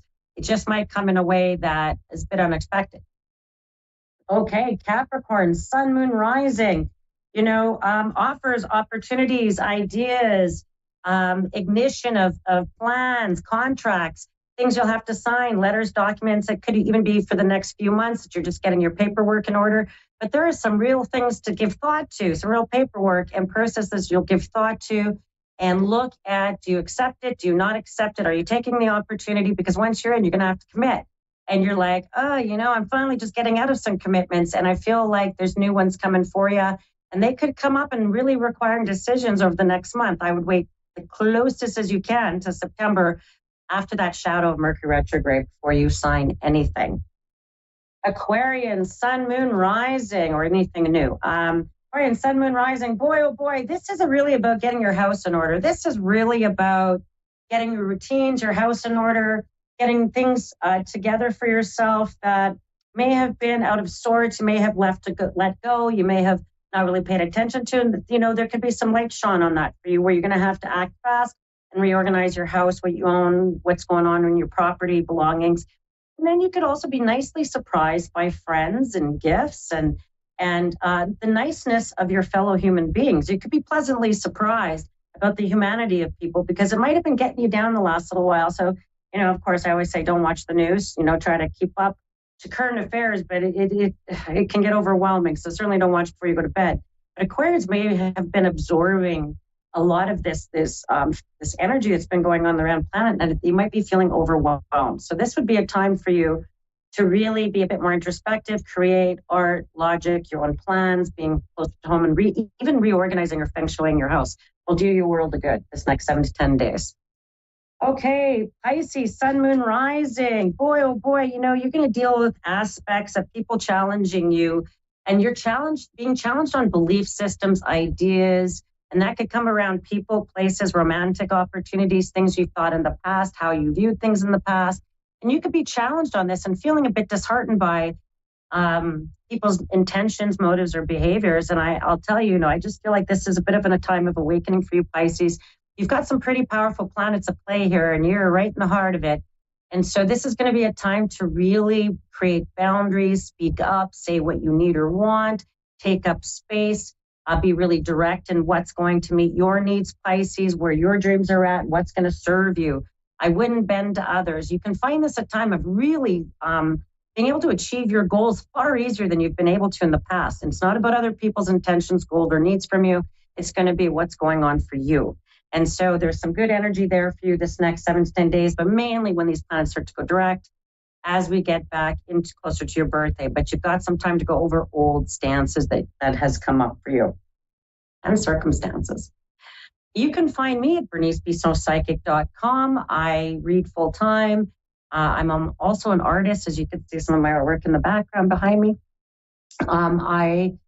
I read all kinds of things. I read palms, cards, tea leaves, crystals. I'm a psychic medium and astrologer. I love to work in several different languages of energy. And I think my gift in all my years of reading is clairvoyance. All my readings for 35 years are recorded by my clients. And I have a podcast where people come back with the recordings and you get to hear my original predictions, and they'll talk about all the things that transpired since their reading, and that could have been 20 years ago. So there's some fascinating stories. If you enjoy that, you can find that anywhere you find podcasts. Otherwise, you can find me here every Psychic Tuesday on A1R Psychic Radio and Moonstruck Television. I love it here, and I love the folks here. And we're going to get to one of our first readings today, one of our first folks. And we've got Karen from, I believe, Lancaster, UK. I hope I got that right. Hi. Karen. Hi, Karen. Hello. So, hi. Welcome.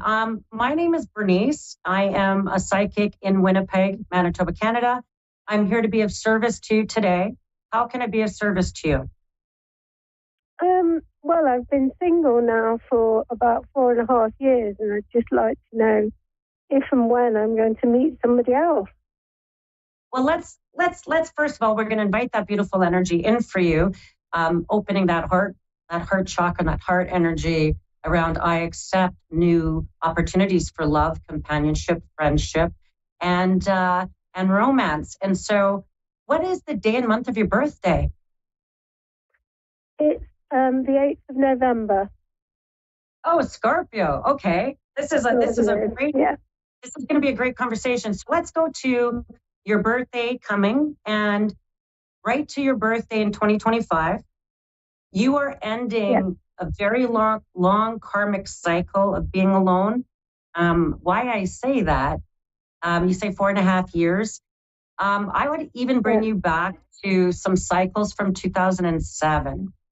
And you're really ending a karmic cycle right now. If I look at 2024, you're in a 9 life cycle. I'm just adding your birthday in my head.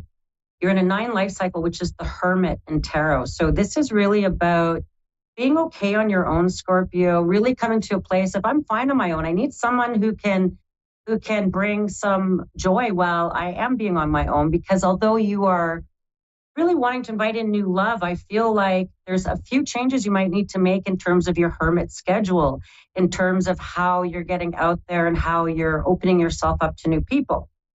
And I'm going to say and that's okay. And that's a Scorpio trait. And, but between now and, your birthday in 2025, you're going to find far more new opportunities, invitations, demands on your time, things that percolate from friends, social circles, your community, neighborhood, anything that you connect up to that's not job, that would be more like a league, volunteering, just connecting up to.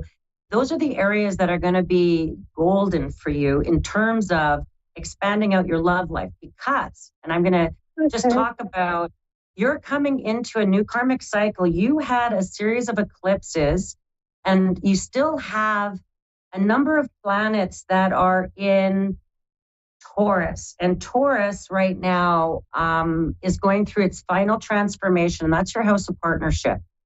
And Uranus is there, and it's going to be leaving. Uranus disrupted your house of partnership the last 7 years, but very intently the last 4.5 for sure. But it's leaving 25, 26, and never to be back in your lifetime in your house partnership. And it was meant to disrupt, change direction, and bring in new opportunities.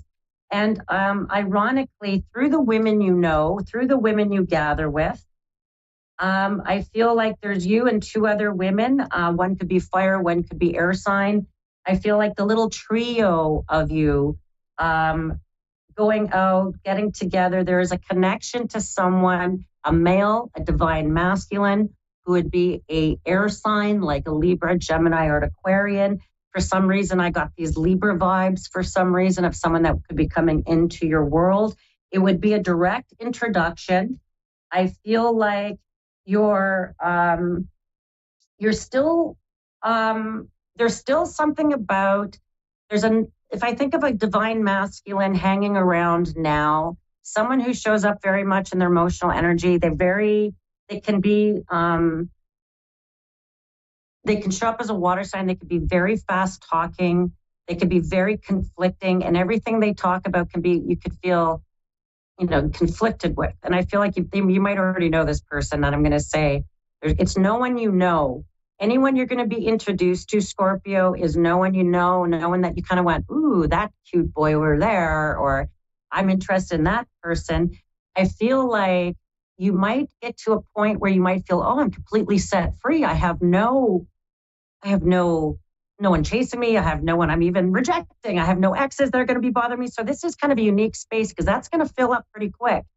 And I'm going to say there's something about you plus 2 women plus 2 men, a group of 5 of you, like you would be. And I'm going to say October is very key, and May, the month of May, is very key, that you would be introduced to this gentleman. I feel like they show up very much on an air sign, almost like a Libra Scorpio. I feel like air water, not a Pisces. And I don't know that I'm really vibing with Cancerian. So I feel like it could also be within 6 weeks of your own birthday earlier, possibly Libra going to Scorpio. And that you would meet, I feel like, in a gathering that could be a dinner party, a party setting. And I feel like if I think of you and 2 of your friends, one of them has a companion already. And I feel like he's like, oh, this is a bloke I know. This is a bloke I know. And you're being introduced to them. And I feel like, I'm going to say between May and October of 2025.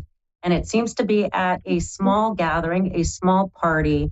And there seems to be 5 people, 3 women, you're one of them. And I'm going to say that they drive. There's something about people who drive for a living, people who they could drive for the living. They could work a lot. And that's why they're single. I don't think they're single because they're blowing relationships left and right. I feel like it's because they work a lot, and they work with a gentleman, or they're friendly with a gentleman you know through a girlfriend of yours, like their partner's friend. And I feel like this is going to be a very natural meeting. This is someone who's going to take you out a few times. You're going to go out a few times. I feel like this has potential to go to a few places. Now, the one thing that I feel hesitant about is maybe you're like sick of people. Maybe you're like sick of... Yeah, I don't blame you, my friend. I don't blame you. I feel like you're kind of like, I'm just sick. I'm sick of like the same old. And anytime I meet, I'm hearing, I don't want to wind up in the same position. And there's something quite charming and funny about this gentleman. And there's something quite different about him.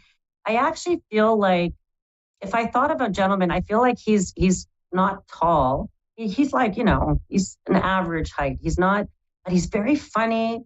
And I want to say he won't take no for an answer, but not in a bad way. He'll call you out on your old programming, and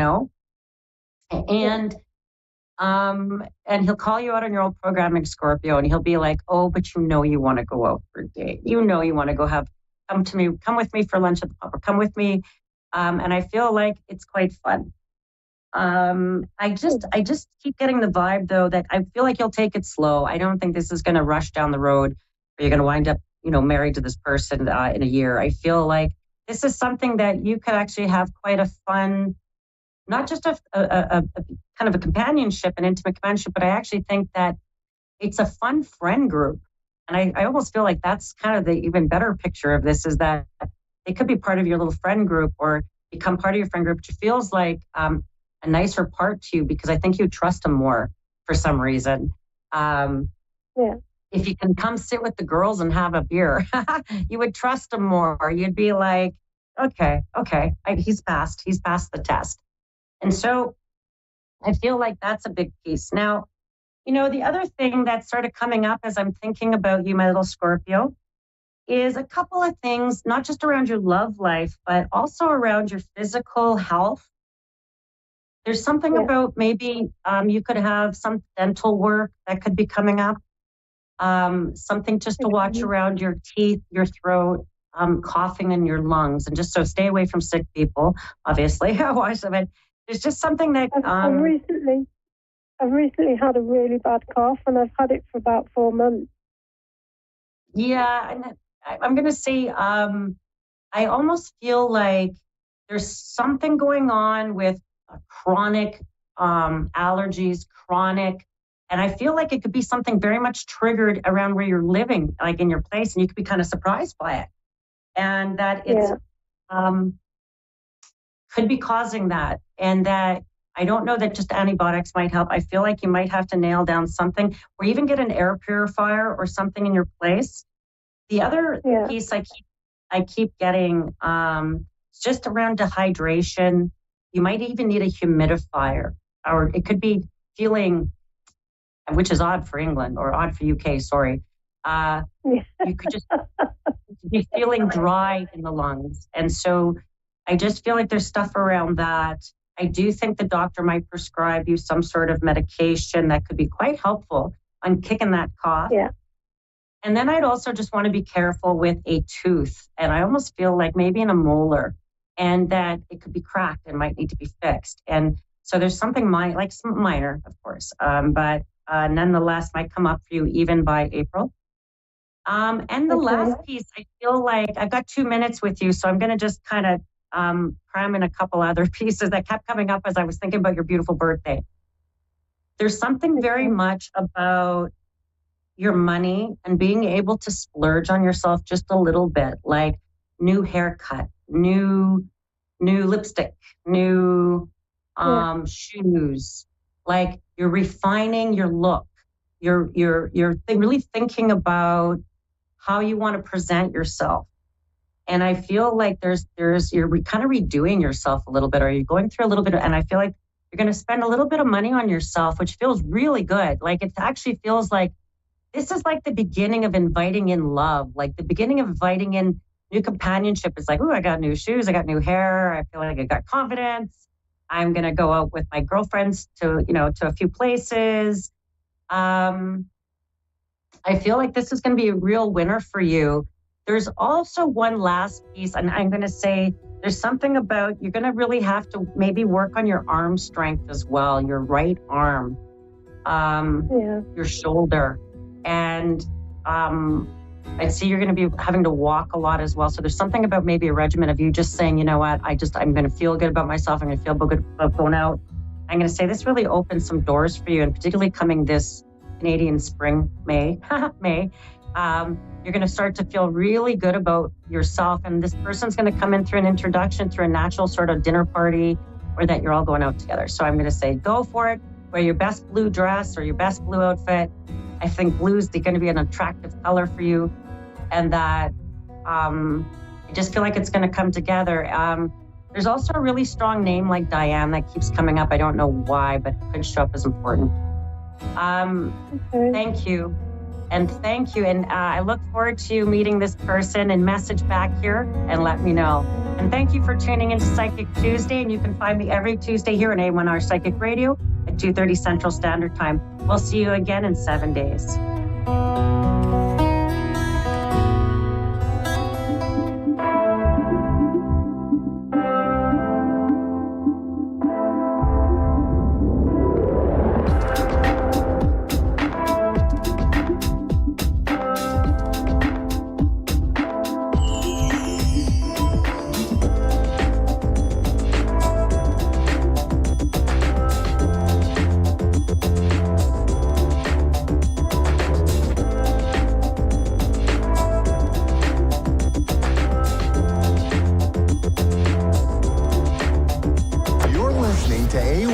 Psychic Radio, Earth's #1 psychic radio network, and watching Moonstruck TV and Lightning Television. Welcome. Time for Spiritual Connections with Psychic Medium Cindy. Psychic Medium Cindy. Live from Facebook.com/Psychic Cindy. Connect direct. In North America, dial 888-454-2751. In London, 20-3519-2158. In Sydney, dial 02-8488-3147. Or online, contact us through our Facebook page, Facebook.com/Psychic Radio. Or one of our websites, AskOneRadio.com or Moonstruck.tv. This is Spiritual Connection on A1R, the Ask One Radio Network. Hey everyone, welcome to the show. It's great to be here tonight on this magical day of the 888 Lionsgate portal, which I know everybody's been talking about for weeks now, because it did actually open up in the end of July. But today's the day. Today's the height of it all. Today's the day where everything cosmically is going to start to open up for us.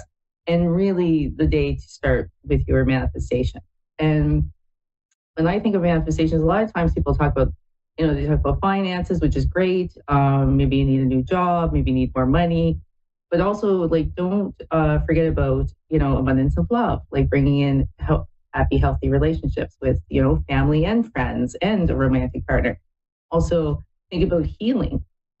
Is there something that you need to heal? You need some help with that. This is the great day to do that, to ask for that in your manifestation. Say, I need the spirit world to help me with healing. Maybe physically you need some healing. So ask for that too, ask them for help. Like put out all the manifestations that you want. You can write them down. You can just say them out loud. You can just, have them in your thoughts.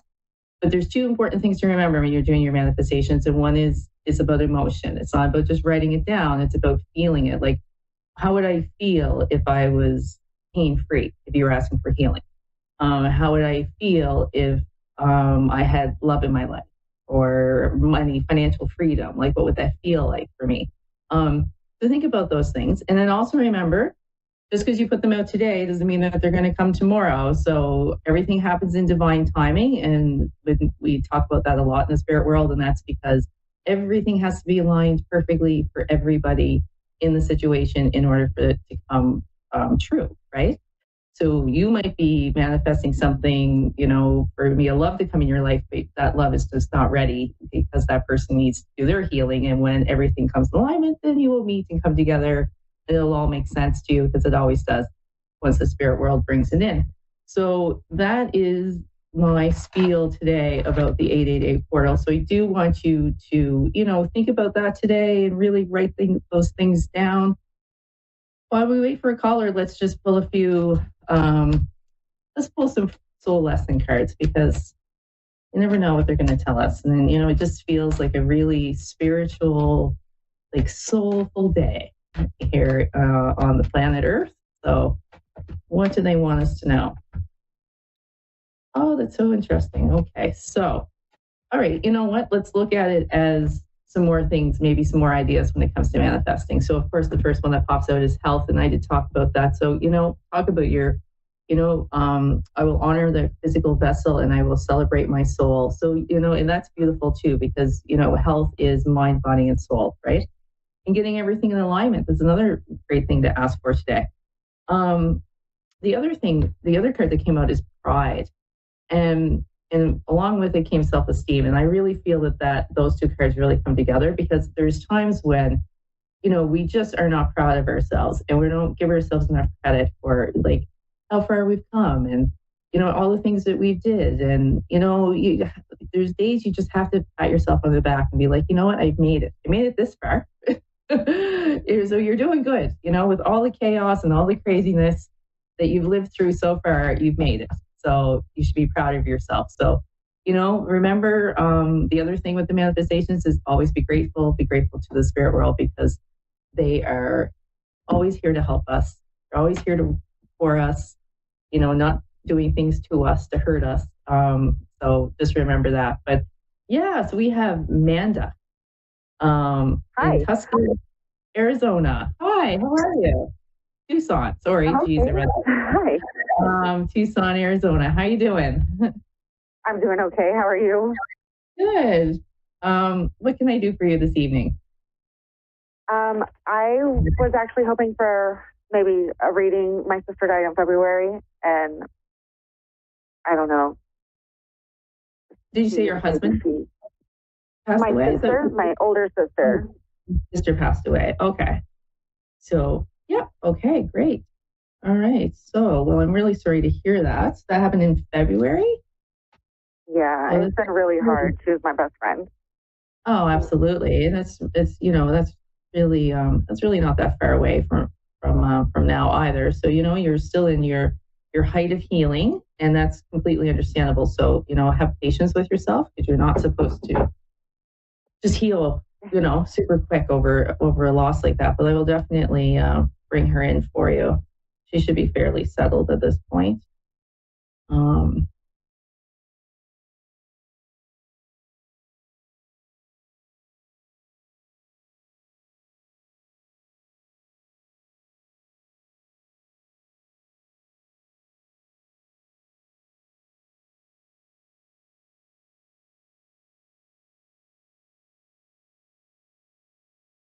Did she have like a fairly long illness? That was Yes. took her? Okay. It was diabetes and health issues. Yeah. Yeah. So which led to like her deterioration. Yeah. Okay.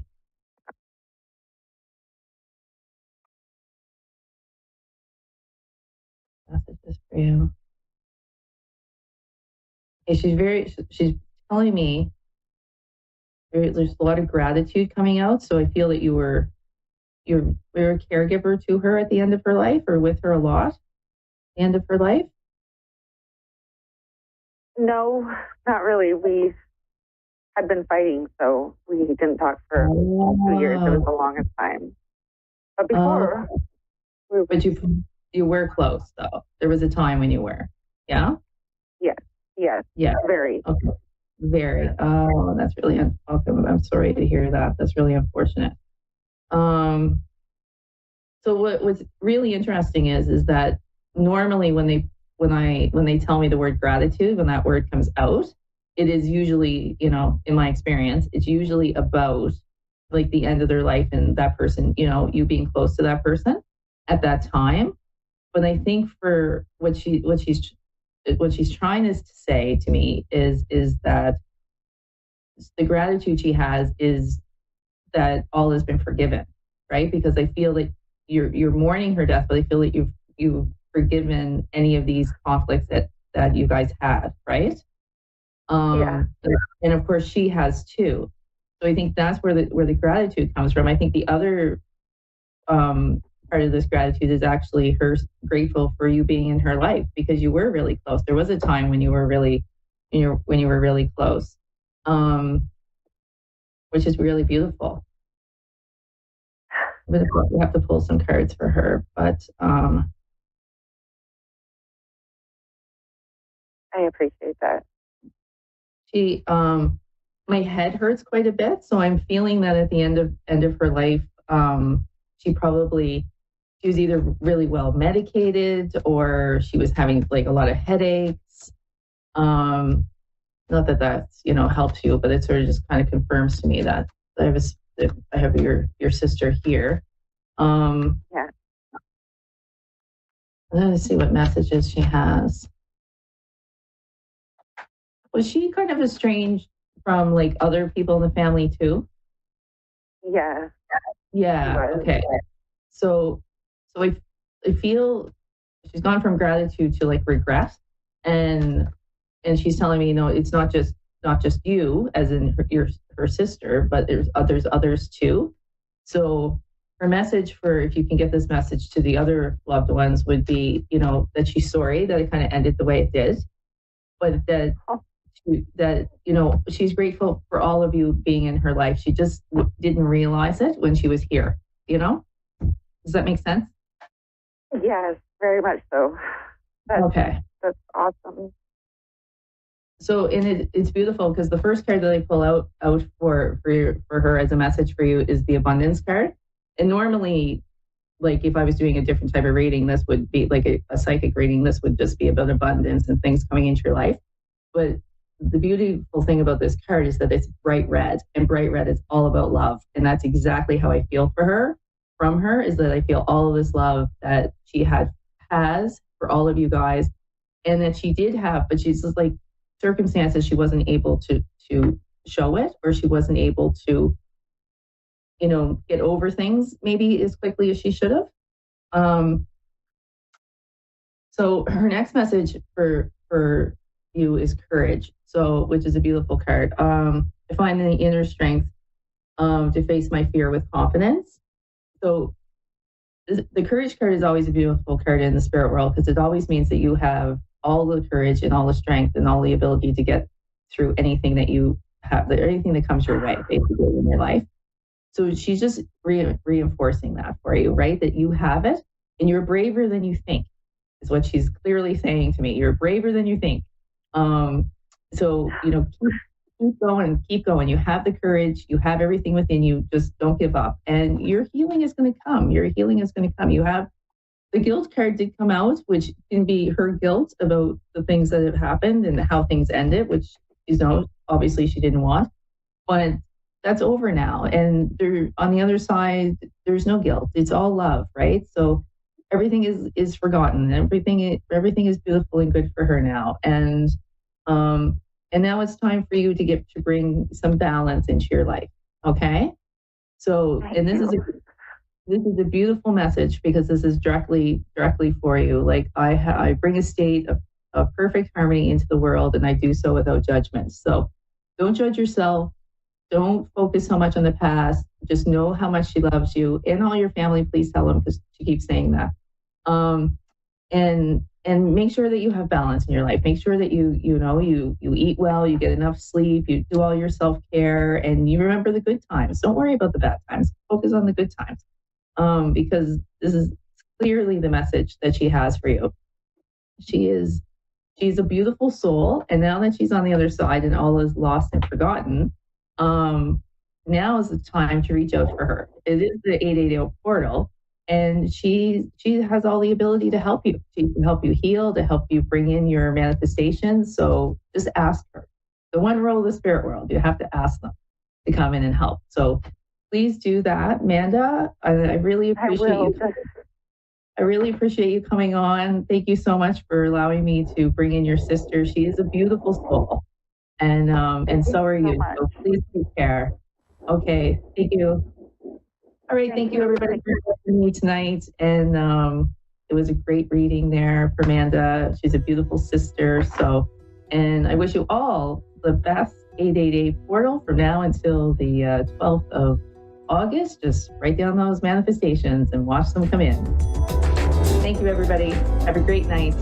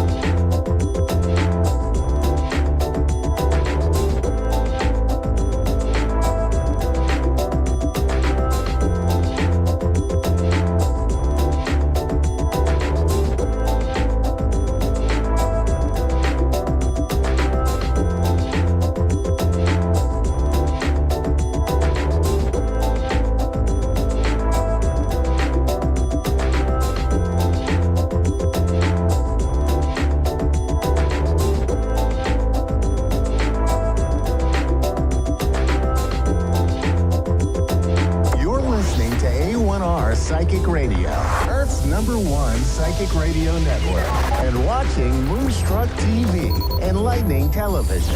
Welcome. Time for Sacred Insight with Andrea Bacon.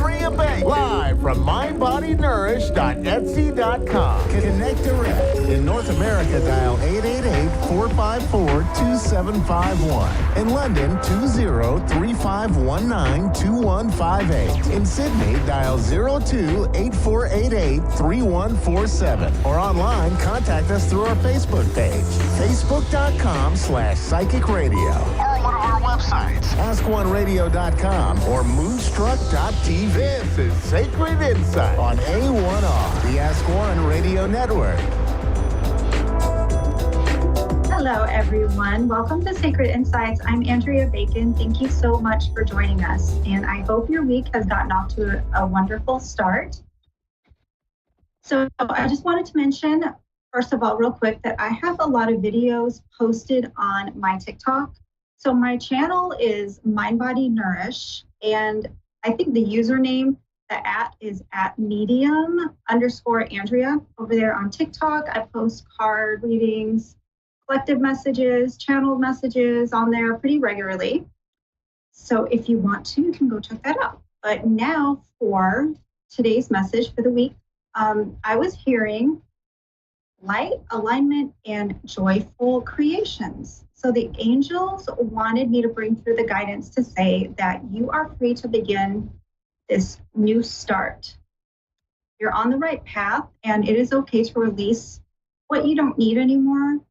Acknowledge any feelings if you have anything like doubt, fear, guilt, and just try to understand where it's coming from.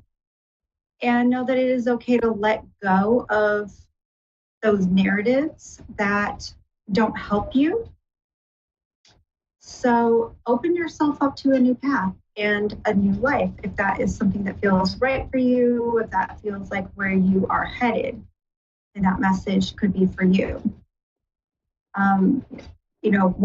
A path that brings in more light, more joy to your own heart, and allow that vision to be able to expand. So without putting limits on, what's possible. And we live in a universe that's unlimited, and embrace the new you with open arms and an open heart. So there's a lot of options to live and work in a way that allows more freedom. And just know that there's a lot going on in the background that you might not see yet. A lot of moving parts in the background is what they're showing me. But it allows a lot of change for the better. And just, they're saying to go with the flow as well as embrace what comes up, what shows up, what is, to embrace it. So releasing attachment to the outcome and knowing that when you surrender, the universe can come in. And so instead of getting things and things being the way you think it needs to happen in a specific way, then when you surrender, it allows stuff to come in that's even better to arrive in your life. And that makes it more fun, more interesting, and more abundant and joyful. And makes things be able to come in a way with more grace and ease, more alignment. And just know that you can open up to something new and have it be really good. Okay, we are going to take a caller now. So Angela in New York. Hi, how are you? Great, how are you doing? I'm doing well. Good. How can I help you? Yeah, I wanted to see if you can connect with any of my past loved ones. Okay. Let me go ahead and just take a moment here. I'll sit in silence and see who I am picking up around you.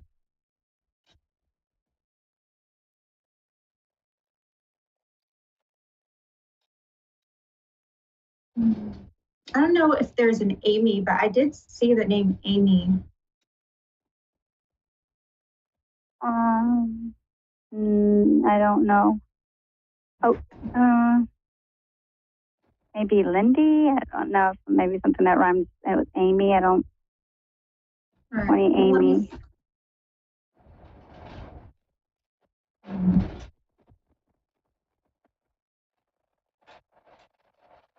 So I'm feeling a few different energies. I'm just trying to pinpoint. So I am feeling a male. He comes through as somebody who shows up as like younger when they passed, not necessarily younger than you, but younger. Okay. Yeah, that makes sense. Yeah. And then I see like sometimes it's literal and sometimes it just shows me for a reference, but for some reason his hair stands out to me. Like he's got straight hair that is like a sandy blonde or a light brown colored hair. It's a lighter color. Yeah, this could be my brother. Okay. Let's see what he wants to say, what I can get.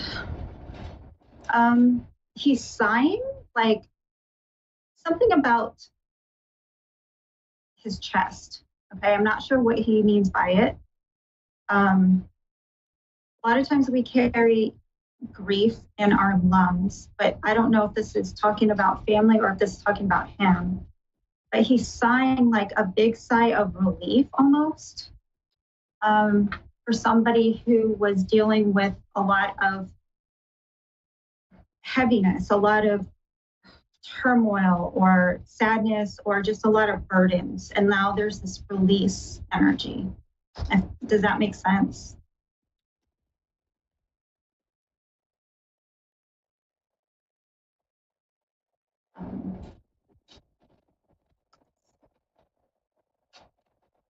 So he's turning it over to be like, there was this heaviness, there was this sadness. Yeah, that totally makes sense. This burden, and he's turning it over, and I'm seeing like just the release, the relief, and like this happiness and lightness that has come in. Now, I don't know if he's talking about him or if he's talking about somebody in your family. So I'm not sure about that. I mean, it kind of seems like it's him, but then it's almost like he's showing me some people around you that are like, or that feel like that too. Or so you got to take that just however it resonates. But let me see why he's bringing that up. So I had a message earlier on a different platform, but it was very much like this grieving and this heaviness and sadness, and just turning it over to a lot of joy, a lot of activity. So whether it's somebody who's grieving and they're really sad, turning it, or there's something else, causing that pain. There's this energy of like bringing lightness into one's life, bringing happiness. It's like this message that he wants to bring in about allowing happiness, allowing like bringing an energy into life that is like joyful. That's I don't know. It just feels vibrant, I guess. And maybe going from like an energy of feeling mundane to an energy of like bringing passion and zest for life back in. So I think that's a message for you, just that there's another part to it of happiness, being happy on the other side. Yeah, I mean, my cat did die like 2 weeks ago, and I've been handling it very, very hard. Like my heart's been hurting physically from so much pain. So maybe he feels the pain, because like when he passed, this was even worse. Like, I don't know why. It was more painful for my cat that passed. Right. Yeah. I mean, they're like our babies, so It's definitely understandable. It's really hard. Let me see what else that I can pick up for you about it.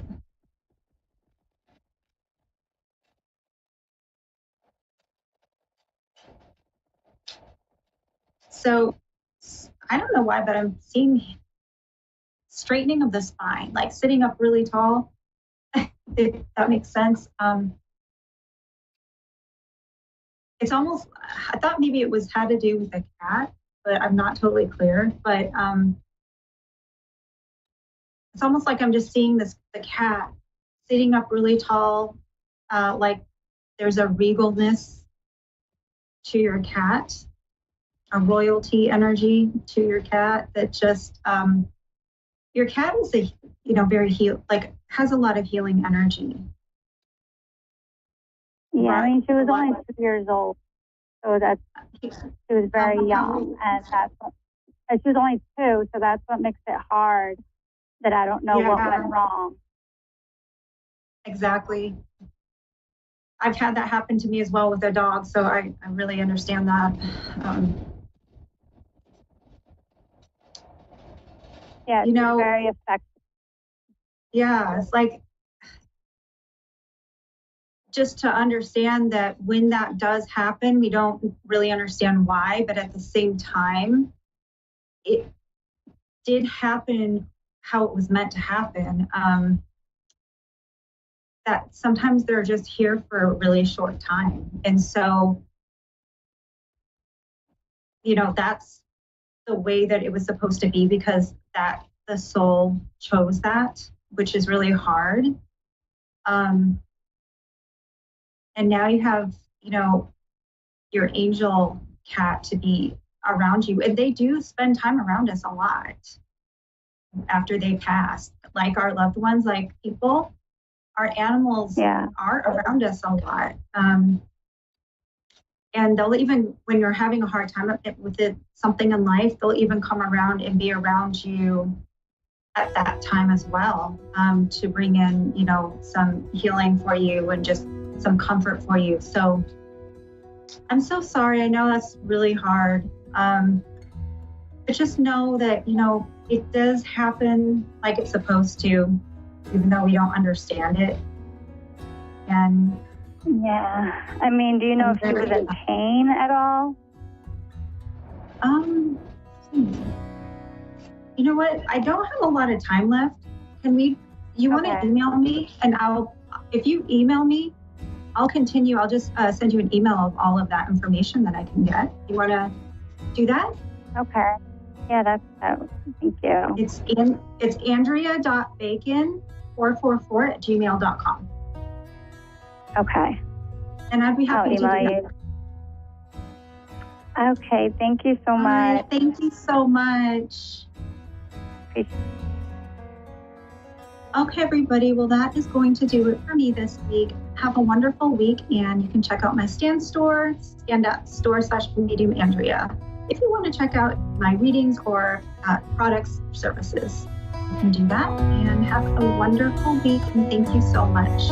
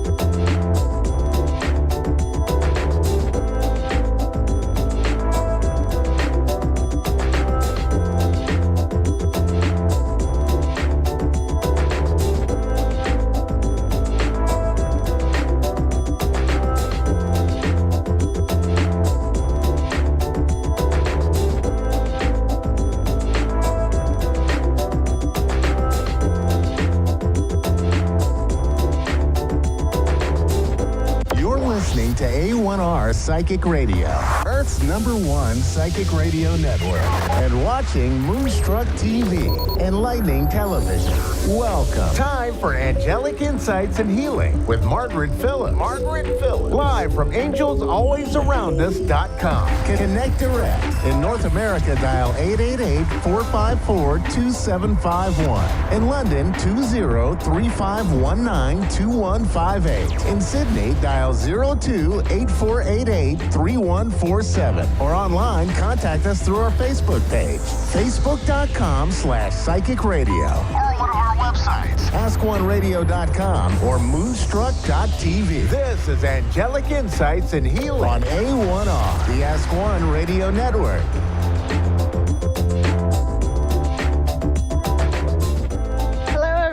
I am Margaret Phillips. For those of you who don't know, I am the owner of Angels Always Around Us. I am a psychic medium, a Reiki master, a pranic energy healer, a shamanic energy healer, a life coach, and a hypnotherapist. So hopefully in a very short amount of time, we will get a caller on here and we will be able to answer some questions for you, give you a little bit of angelic guidance. While we're waiting for a caller on the line, I would like to remind those of you who are interested that on the first Thursday, starting in September, the first Thursday of every month at 6:30 p.m., we will be doing my Women's Healing Through Empowerment group. I started that group last June. That will be going hybrid come September. So you can either join us in person at the Awaken Center, again, the first Thursday of every month at 6:30 p.m., or you can join us online on Zoom at 6:30 p.m. and be part of that. In this group, I work on helping women kind of work on whatever is blocking their path, whatever they need removed. We work together, we come together, we fellowship, we kind of work on getting a supportive network of other like-minded people who are into the holistic area. Sometimes we do energy healings. Sometimes it's guided meditation. We will be doing a spirit animal journey. We do all kinds of stuff. It's all whatever spirit tells me for the month needs to be happening. And then also at the end of the group, everybody gets a 1-card pull. So you get like a quick mini reading. So I do believe we have a caller on the line.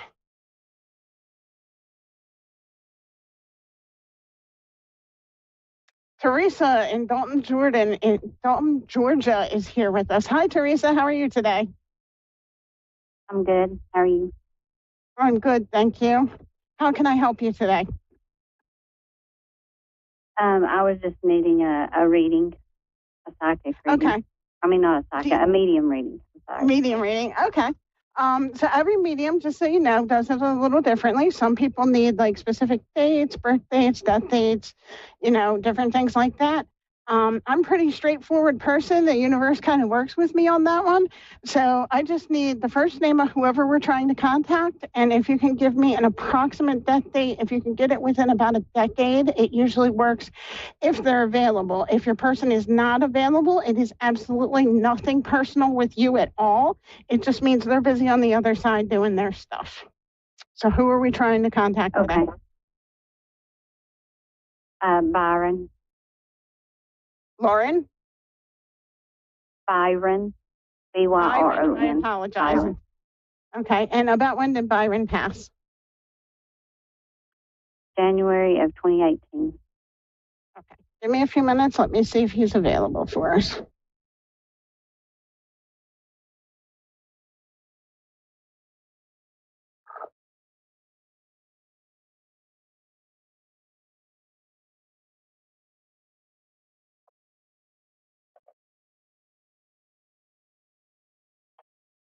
Wow. Okay. So, Teresa, I've got to tell you, the first thing I feel and the first thing I see is this overwhelming love. And this love is not just coming from Byron. I feel like all of your ancestors kind of like bum rush the spirit door and like they're all trying to surround you and give you a great big hug. So they kind of all want you to know that you are divinely supported. They want you to know that you have like this massive army that I can't even qualify if I had to, because again, I see like there is multiple layers of your ancestors trying to kind of like wrap their arms around you. And the love is kind of like a glowing yellow light, and it's very strong and very powerful. I wanted to make you aware of that first. Let me see if I can try to get through the crowd here and zero in on Byron for you. Okay.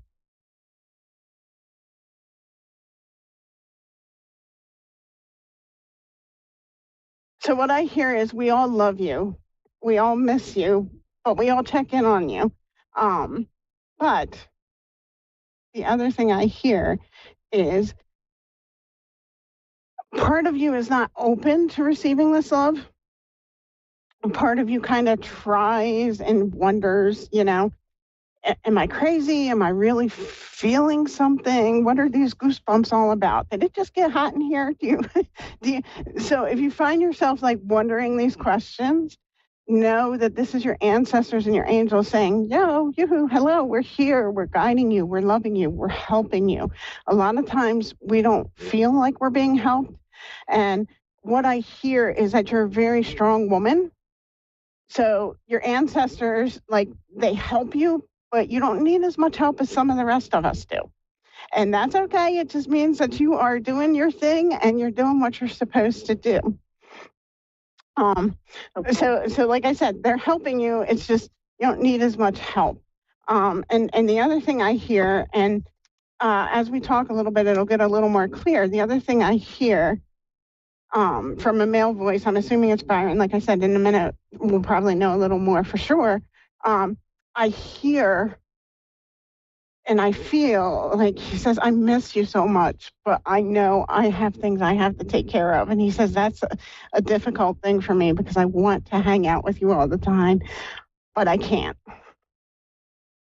Do you have something in particular you would like to ask, Byron? I'm kind of just wondering how my dad is, my husband.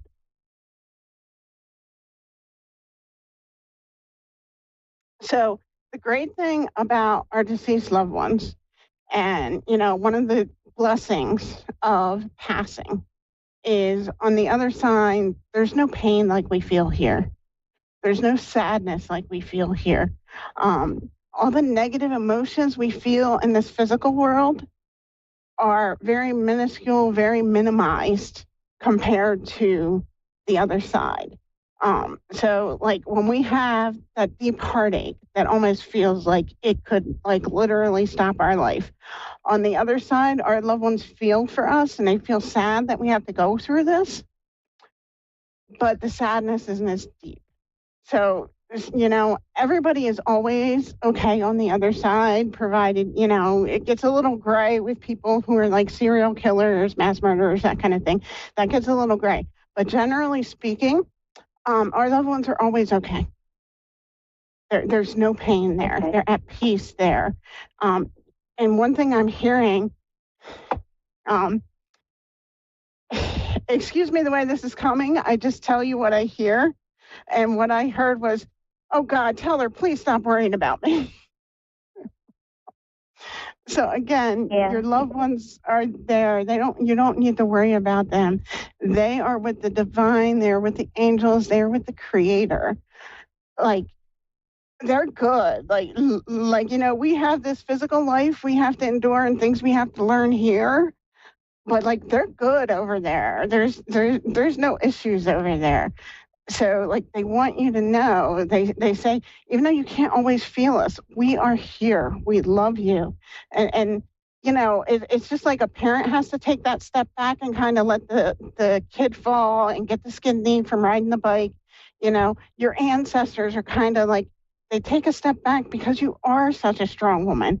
And it's funny because I hear a female voice and she's saying, I don't know that she believes you, but the female voice I hear is saying that you frequently have a tendency to kind of not give yourself enough credit for what you're doing and not give yourself enough credit for everything you've accomplished. So please, because this is coming from the other side, please pay attention to that. Like, right now, life is tough for everybody. But, remember, on the days when you're struggling, if you have to, like, make a list in your head or say a list to yourself of all the things you've accomplished today. And, like, don't focus on, oh, but I didn't get to X, Y, Z on my to-do list.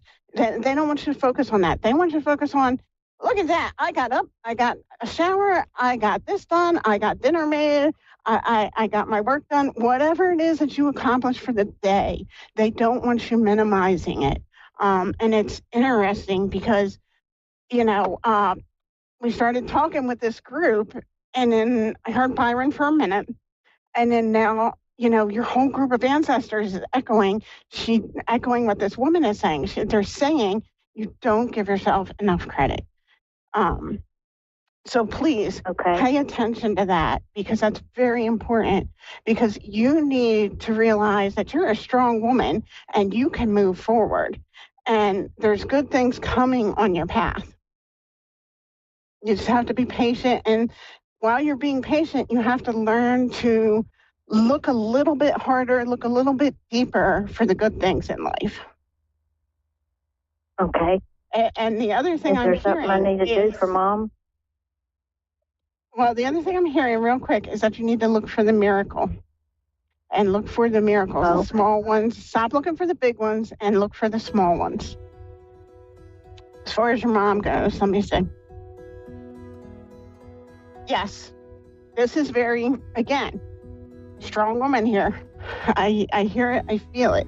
This is very important. They say with your mother, because you love her and because you want to take care of her, you have to be especially cautious of your boundaries. Because, when we love someone and they need help taking care of themselves, we can do like tremendous amounts of things under the sun. But we have to make sure we're taking care of ourselves too. So that's your message to Cliff Noted, that's your message for today. Make sure you're taking care of yourself and make sure that you are, recognizing your strengths, recognizing your blessings, recognizing your accomplishments, and recognize that you are loved by a multitude of people we can't even count, who are looking after you and helping you, guide you on your path.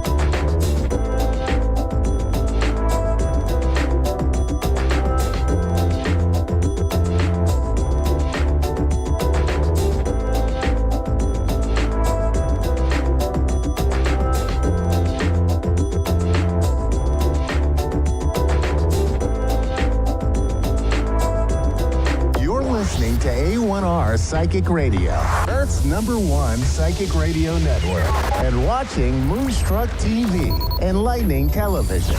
Welcome. Time for Ravengale Tarot with LJ Ravengale. Live from Ravengale.com. Connect direct. In North America, dial 888-454-2751.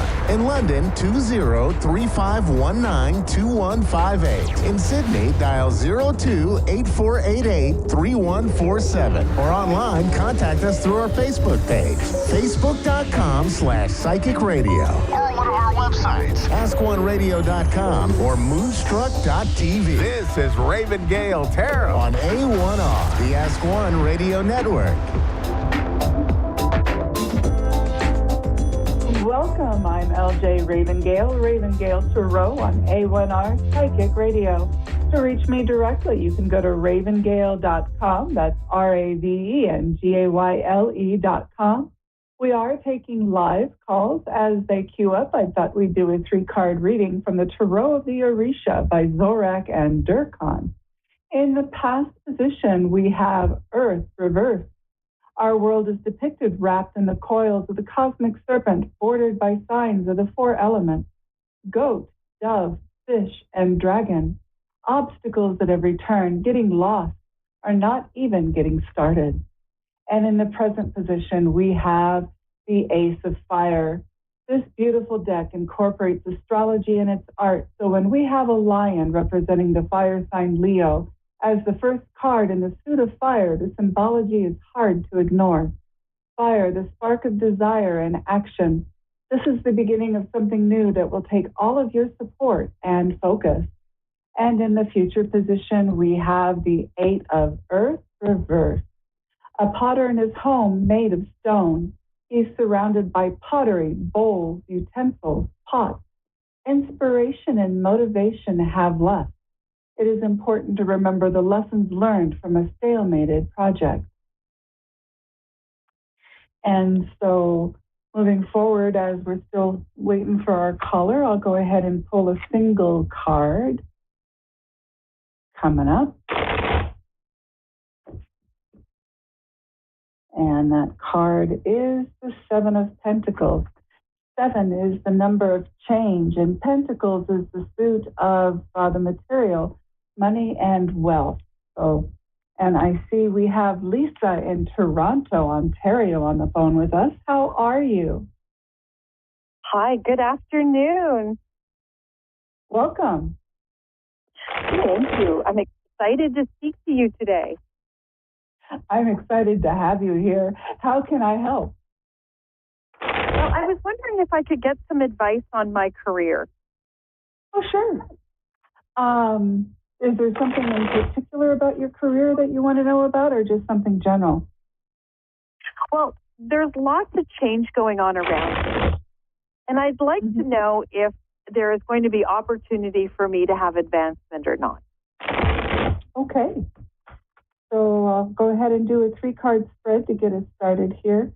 So there's change in the workplace for Lisa. We need to know about opportunities for advancement. Opportunities for Lisa. What opportunities are there? And probably time to stop shuffling. The cards don't want to move. Okay. So in the past, I have the Knight of Pentacles reversed with the Lover's card, which is an odd thing to see in a reading about work. So I'm going to continue putting things down to see. Okay, I'm pretty confident that Lover's card is about your commitment and the feeling of taking the job when you took the job. It was something that you really felt was something that would fit you and would be something that you'd be able to be with for a very long time. In the present, right. I can see you here with the King of Wands reversed and the Knight of Cups and the 2 of Cups reversed. And I don't really feel that those are people so much as they are an observation of their projects both beginning and underway. That you're in the middle of trying to complete, but it's really hard to have a sense of fulfillment, which is your cups, because you're really questioning the partnership, which is the duality of the number 2. The good news is you've got the Ace of Wands, which is a new beginning, and I don't really see any sign of you actually leaving the job. So I do feel that there is a future for you there with that company. With the Ace of Wands, it's going to be something completely different, almost like a switch to a department or a handing off or taking on of new responsibility.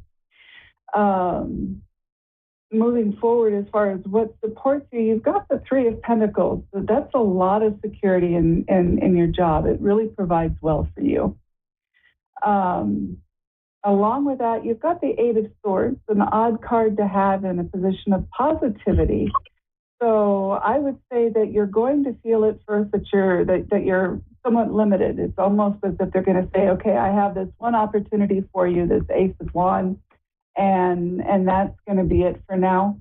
I would take your rest while you can, because you've also got the Four of Swords reversed, which is movement after a period of rest and building a new foundation. So I would say things are looking good. Would you like me to see what happens if you leave the job prior to this offer coming through? That would be good, a good option to learn. So thank you. Yes, I'd love to know that. Okay. So what happens if Lisa moves on, finds another job? What happens here? What happens to Lisa moving on, taking another job? Okay. So here we've got the Page of Wands with the World reversed and feeling out of step.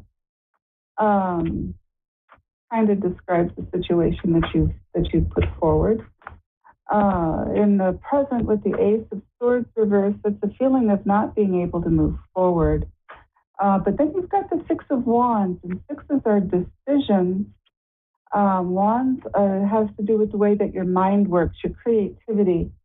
I don't think you will be happy looking at these cards that I'm pulling for you and making a change before that offer comes through for you. Okay. There are going to be other opportunities, but don't feel as if you're trapped in this job with this single opportunity that they want to give you. If it's not what you want, then you should probably make the move. But I would wait to watch how this thing plays out with your current employer. Along with that, what supports you in looking at this, trying to get the whole picture here for us, I've got the King of Wands with the Empress reversed. I've got the Knight of Cups reversed with the Four of Wands reversed. And then I've got the King of Swords with the High Priestess reversed. Those are three separate opportunities that you would be looking at. If you take the jump before they offer you something new, if you take that jump, you're going to have three different opportunities, but they're not necessarily going to be what you want. So you might be better off just waiting to see what opportunity they offer you, and then make the move. So you want me to see what happens if you wait? Yes, let's see what happens if I wait. Okay, Lisa, if you wait. Wait to see what this opportunity is. Yeah, you wait. What's happening? What's her opportunity? Queen of Pentacles reversed with the Nine of Cups. In the present, I've got the Sun, and then I've got Strength reversed.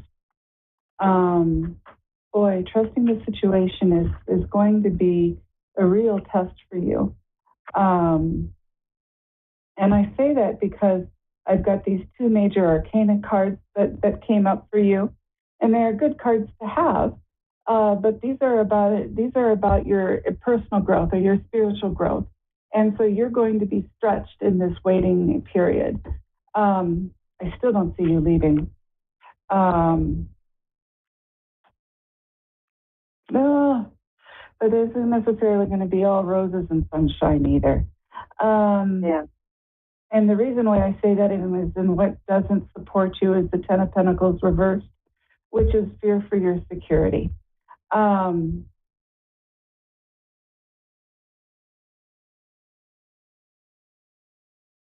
Did you have something else in mind? Well, I have a new boss that just came on, and so you're very accurate with the way that you've described the situation. And so I do think that I'm tending to agree with you to think that you're right. I'm going to wait it out. There's a lot of payouts coming if I wait it out, rather than jumping ship now, just because my ego is upset that I was overlooked for a promotion. So that makes a lot of sense to me. Okay, I do have. Pentacles. Go ahead. I'm sorry. No, go ahead. The Six of Pentacles that shows up as part of what supports you in if you stay is going to be that payout. Then the thing that comes after it is I've got the Knight of Swords reversed with the Two of Pentacles reversed.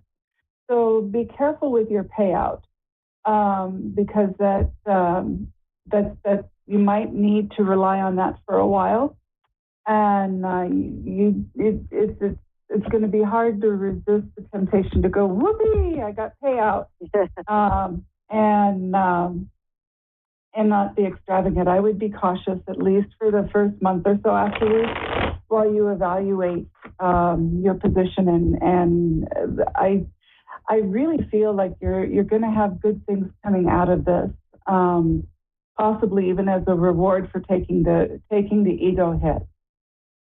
Okay. That's cool. That makes sense. Absolutely. Oh, good. Can I ask one more question? Absolutely. I've got about a minute and a half. Okay. I wanted to ask about my mother's health. Okay. Lisa's mother's health. What's happening here? Lisa's mother's health.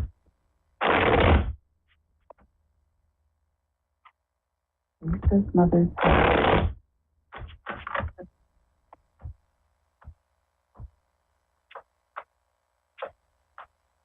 Yeah, I can see why you're a little concerned.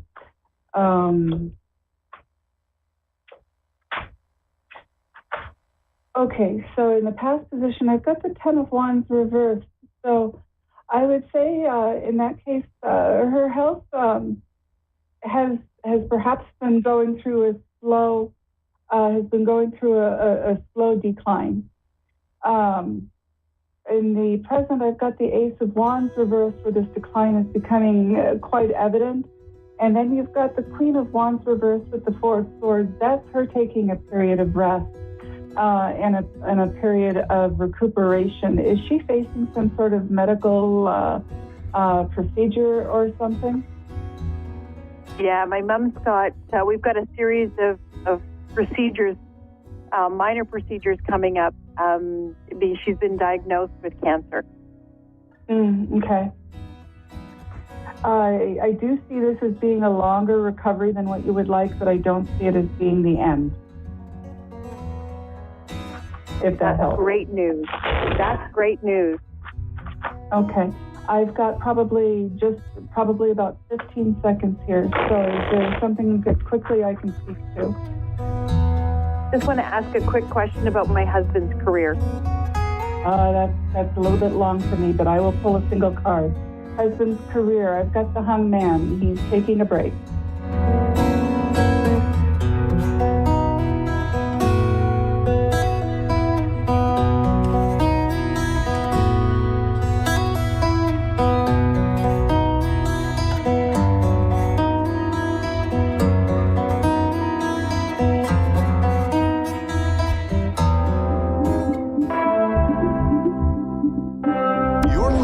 A1R Psychic Radio, Earth's #1 psychic radio network, and watching Moonstruck TV, Enlightening Television.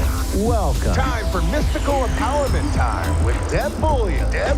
Live from SpiritQuestSchool.org. Connect direct. In North America, dial 888-454-2751. In London, 20-3519-2158. In Sydney, dial 02-8488-3147. Or online, contact us through our Facebook page, facebook.com/psychic radio. Or one of our websites, askoneradio.com or moonstruck.tv. This is Mystical Empowerment Time on A1R, the Ask One Radio Network.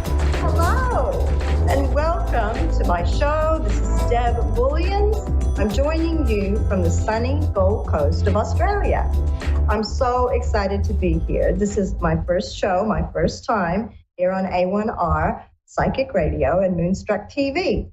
So today, I thought that we would take it a little bit slow. I would tell you a little bit about myself so you know who you'll be working with if you come onto the show with me.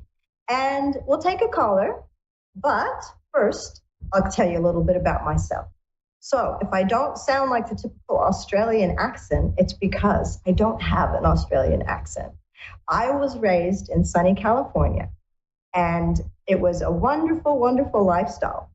When I grew up, I was in San Jose, which then became Silicon Valley.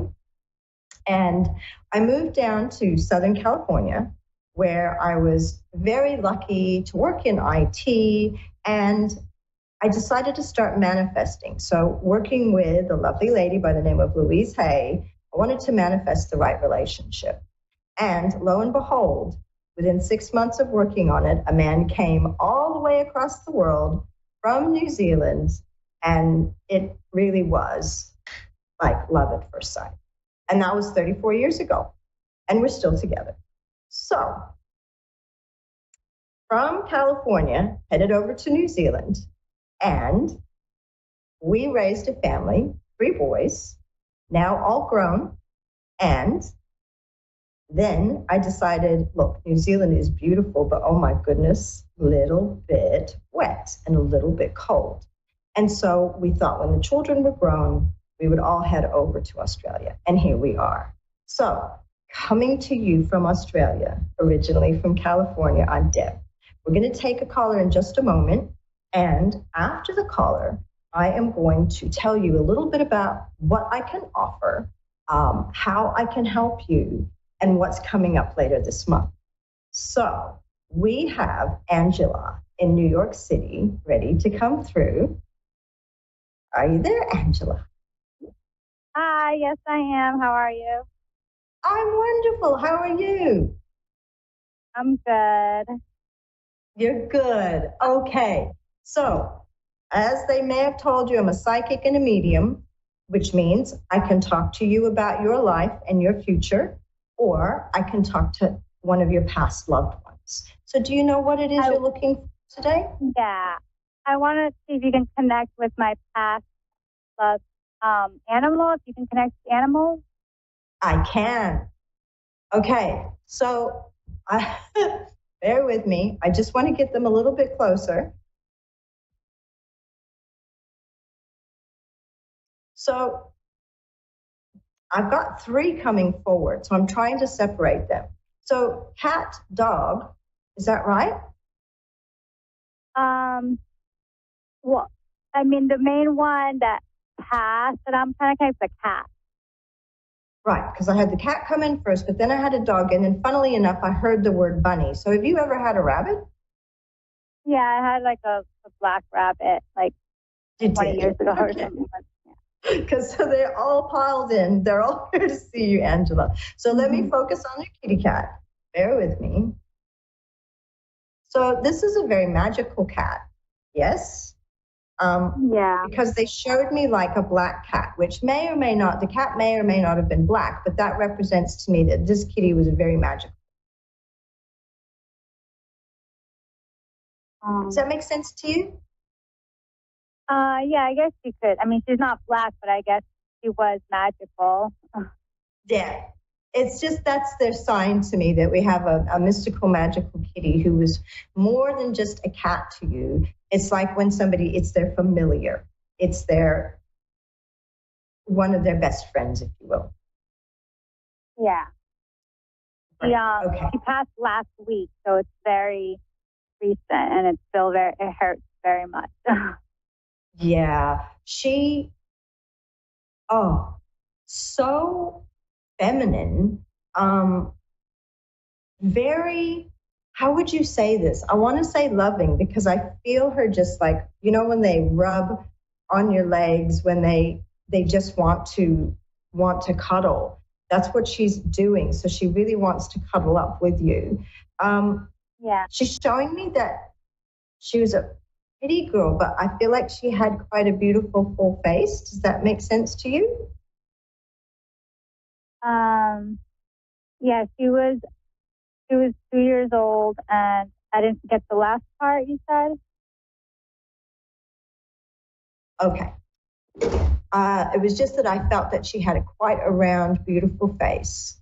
Oh, yes, she was. She was beautiful. Beautiful cat. Did she have like green eyes?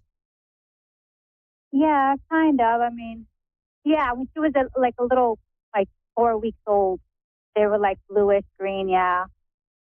Yeah, because I could just see these little eyes looking up at me. All right, so just trying to see if there's anything that. It was a scaredy cat, so. I was going to say, was she the runt? Was she the tiny one? Because she makes me feel like she was frightened, like with brothers, and she just makes me feel a little skittish.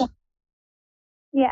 She was young. She's only 2 years old, so it doesn't make any sense to me why and how she passed. Okay, let me see if I can get her to give me a feeling for what was going on for her. It's a very strange feeling. So did you just find her like laying on her right side? She was vomiting a lot and like all day. So I brought her to the animal hospital. They did blood work, chest x-ray. Everything was normal. They said maybe she ate something. So they said do an ultrasound. So I brought her home and she was still continuing to throw up, not eating. Then I brought her to the animal hospital. And I guess her blood levels got bad, I guess, from not eating so much for like 3 days. Yes. Yeah. And the ultrasound didn't really show there was anything, but they were planning on doing surgical exploratory, like to explore maybe something stuff there. I don't know. That's what it feels like. You know those foxtails?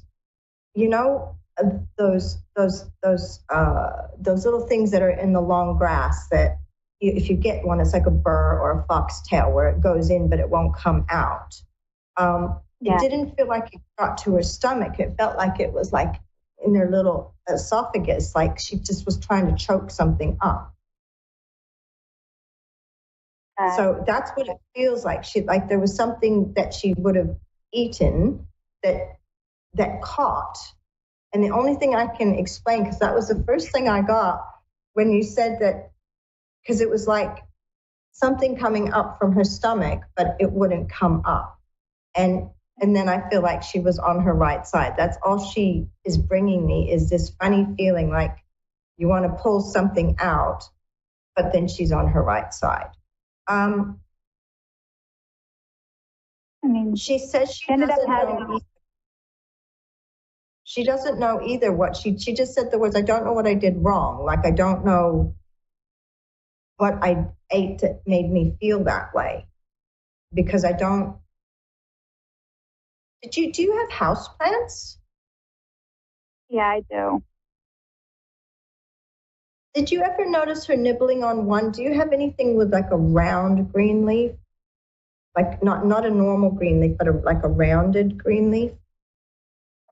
Yeah, I have a lot, but I bought her like cat grass and catnip, so she would just chew on those things. So it's like the plants, she stopped the plant.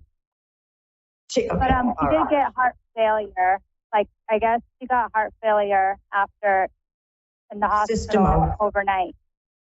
Yeah, system overload. She just was, it's just trauma. It's just the stress. Let's see what she wants to say, what her messages are to you. I feel like she had a lot of fun with you. She's showing me that you weren't just a friend, but there was a lot of fun in the household. Real lively for her. A lot to play with. She got a lot of love. And she gives me heartache herself. She gives me a little bit of heartache, but that heartache is for you. That is like her heart hurts because she sees you, because they still see us when they pass. It's like peering through a curtain for them. They can have a look at us, and she doesn't want you to hurt anymore because she feels like it actually physically feels like it presses in on you. Does that make sense? Yeah, it does. But I just was it even her time to go? I mean, I didn't want to put her down, but the vet was pressuring me. It was her time as far as she could not clear whatever this was. And had to be meant to be, because the way she's saying is, I don't know what I ate that did this. So only thing I saw was that you had some really gorgeous plants with green leaves, and I wondered if she'd had a nibble, but that doesn't explain the burr. That does not explain the burr type of sticky type thing that I could feel in her throat. So she doesn't know how she did it, but it must have been her time. She's not, she's more upset for you than she is for herself, because she's well and good over there. She is still very playful, still having a wonderful time. Now, have you got a grandfather in spirit from your mother's side? Yeah, I do. Because she's with him. Oh, that's good to know. Yeah, she's just saying she's got people over there. She's fine. You did the right thing. You did everything for her, and she had a wonderful life with you, and she'll just be waiting. They just wait for us. It doesn't matter if it takes us 60 years to get over there. They will always greet us when we arrive. And she's with your family. So she's fine. And I think what bothers her most is how much you're fretting, how much it's hurting your heart and pressing in on you. And she's saying, just imagine her tearing around, like sliding on wood floors over there. She's having a wonderful time. Yeah, that's all she wanted to do was play. And yeah, she did have a lot of toys. But I just feel like if she had any condition that I didn't know, like any condition she was born with that I probably should have known about. Not that you would have known about. If anything, like I said, it feels more like esophagus where it meets with the stomach. It feels like there was something she was trying to bring up. So if she had, I know it happens I'm not a medically trained person, so obviously I can't tell you for sure, but I know that sometimes we get folds in our own esophagus, which makes things difficult to go down or to come up. And it just feels like there was something there between the esophagus and the stomach. She's not sure what she ate. It's like sometimes an animal will tell you, I ate such and such, and you'll see evidence of it. But she's not sure. And she says... Was she in pain? She was uncomfortable because you know what it's like yourself when you have a cough and you want to bring something up. So you knew she was in distress, but she wasn't in pain. It was just the distress of, gosh darn it, I can't get this thing out. Whatever this is, I can't get it out. So she feels for you because it wasn't as traumatic for her as you might have thought. And for her now, it's over. It's done. She's playing. She's having a great time, but she worries for you. So know that if you talk to her, she will hear you. And know that she is literally there visiting. So you might feel her jumping up on the bed or jumping up. Did you have a gray couch? Yeah, I did. Yeah, because it's like jumping up on a gray couch. And she's saying she's always going to come back and visit with you. And she hears you when you talk to her. So please, don't fret for her. She is okay, and she is with family. Thank you. I appreciate that. Thank you, Angela. I hope that brought you some comfort. Just know that our animals are always there waiting. They hear us when we speak to them, and they do come for little visits sometimes. You might feel the pitter-patter of tiny feet jumping up on the couch or wherever she liked to sleep. So thank you so much. You've been my first caller, and I've really enjoyed talking to you, and I hope that your heart rests easier. Yes, I appreciate it. Thank you. Thank you, Angela. Bye-bye now. All right. I just wanted to take some time to talk to you all about the other side. When we do mediumship, it's always interesting what people's thoughts are on what will be happening for their loved one on the other side. And they always are okay. They find each other, they find their friends, and our pets end up going to the people that we loved as well. Now, it's quite interesting because sometimes maybe her grandfather wasn't a pet person on this side, but when they go to the other side, they're always more loving and more caring. And I know I ran into somebody last week who I did a reading for, and they had their animals in spirit with a family member who hadn't really been a pet person. But I was able to describe them to a T, and they were absolutely happy that their pets were fine. I'm just giving our producer a little message.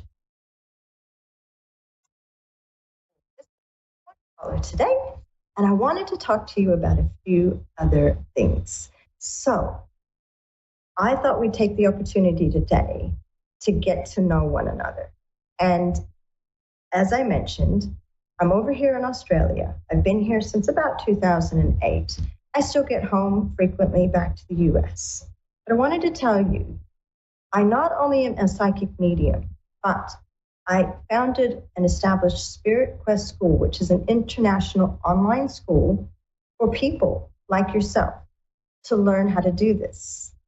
I always say that if you are interested in this type of thing, if you're tuned in, if you're listening, and this is the type of thing that fascinates you, you might watch the television shows and watch the celebrities who do this. You might read about it, spend time on YouTube, TikTok, etc. If this fascinates you, it is a calling. It's a calling for you. Anyone can learn it. Anyone who's interested, that is. It's like learning a musical instrument.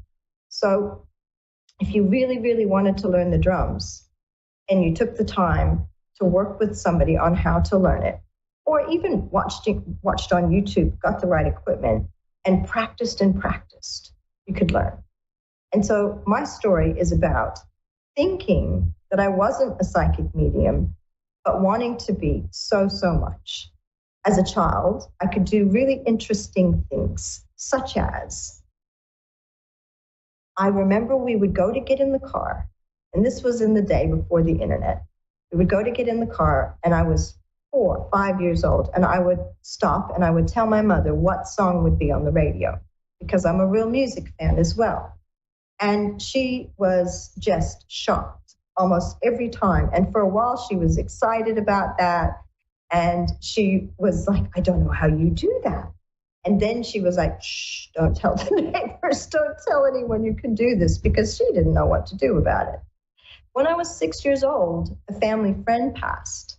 And it was a woman who unfortunately had dementia. She knew my grandmother. And she'd gotten, sometimes people with dementia can get quite grumpy. Their personality changes. And her personality had changed quite a bit. And it was frightening for me. And when she passed, she came to visit me. And I remember it as clear as day. And that's the difference between a visitation and a dream. You never forget it. It's like they're really there. So it was a little bit of a frightening experience for me. It was the first one. And I knew that she'd been very unwell and a little bit scary at times. So it wasn't the best visitation. But these things happened all through my life. And I still believed, because I couldn't make it happen on cue, like when I wanted to, that I wasn't a psychic medium. And I was fascinated with it. I did my first tarot reading at 18, and it came true the next day. And I'll tell you more about that another time. And I found my first teacher because I'd been hanging out in cafes and libraries, getting books on this type of thing, trying to learn about it. And I found my first teacher at a local, I guess you call them college over in the US. We call them universities over here, who taught meditation and how to connect with spirit guides, angels, etc., and do a little bit of internal body scans, meditation. And it was fantastic. And I said to Spirit, if you will bring me the teachers, I promise I will share everything I learn. I won't hold back and keep any secrets just for myself. And so I was fortunate enough that there was a 20-year gap in between teachers, and then I had a couple of very good teachers. So that's what prompted me, after I cut my teeth in the industry, began to be of service to people giving these readings. I did what I promised Spirit. I fulfilled the promise to open Spirit Quest School. So what do we offer? I teach from beginning psychic skills to advanced psychic skills, beginning mediumship skills to advanced mediumship skills. I teach the Akashic or Akashic records, depending on how you pronounce it, which is reading people's records of their past lives as well. And I'm also a Reiki master, so I teach Reiki 1, 2, 3, and 4, and teach others to step into their spiritual gifts. I do courses like Angel Encounters. There's so many different courses available. Now, each week we're going to choose a different topic, and I'll teach you. You don't have to come to school. I'll teach you some tips and tricks online.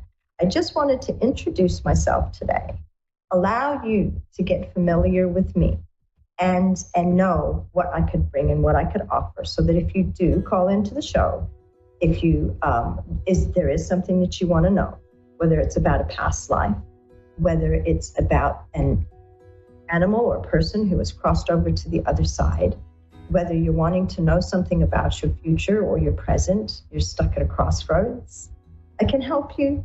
And also we'll spend the second half of the show teaching tips, tricks, techniques, and letting you know about upcoming classes, online circles, because that's a very casual way to learn and very inexpensive way to learn as well. So each week, a little something different. I'm hoping that together we're going to have a great time. I'm so looking forward to meeting more of you, working with you, providing whatever services that I can provide for you. And I'm hoping that you'll cruise over, have a look at the websites. Now, I'm in the process of updating them to show you a conversion rate so that you can understand that you're not paying what we pay over here in Australia. You save yourself about 40% off of those prices. So I'm in the process of getting that all updated and getting the new course date set with times that are more suitable and convenient to North America. So I hope that you've enjoyed today meeting me, and I look forward so much to working with you in the future. And again, you can find me at www.deb.bullions, as in gold bullions, that's BULLIONS.com.au, or www.spiritwestschool.org, that's ORG. So again, it has been absolutely lovely to meet you all today. I thank you so much. Getting my first reading under my belt, working with a beautiful kitty for our caller Angela in New York, was just an honor and a pleasure. And I hope to be able to read for you very soon too. So thank you. And from sunny Australia, we'll see you next week.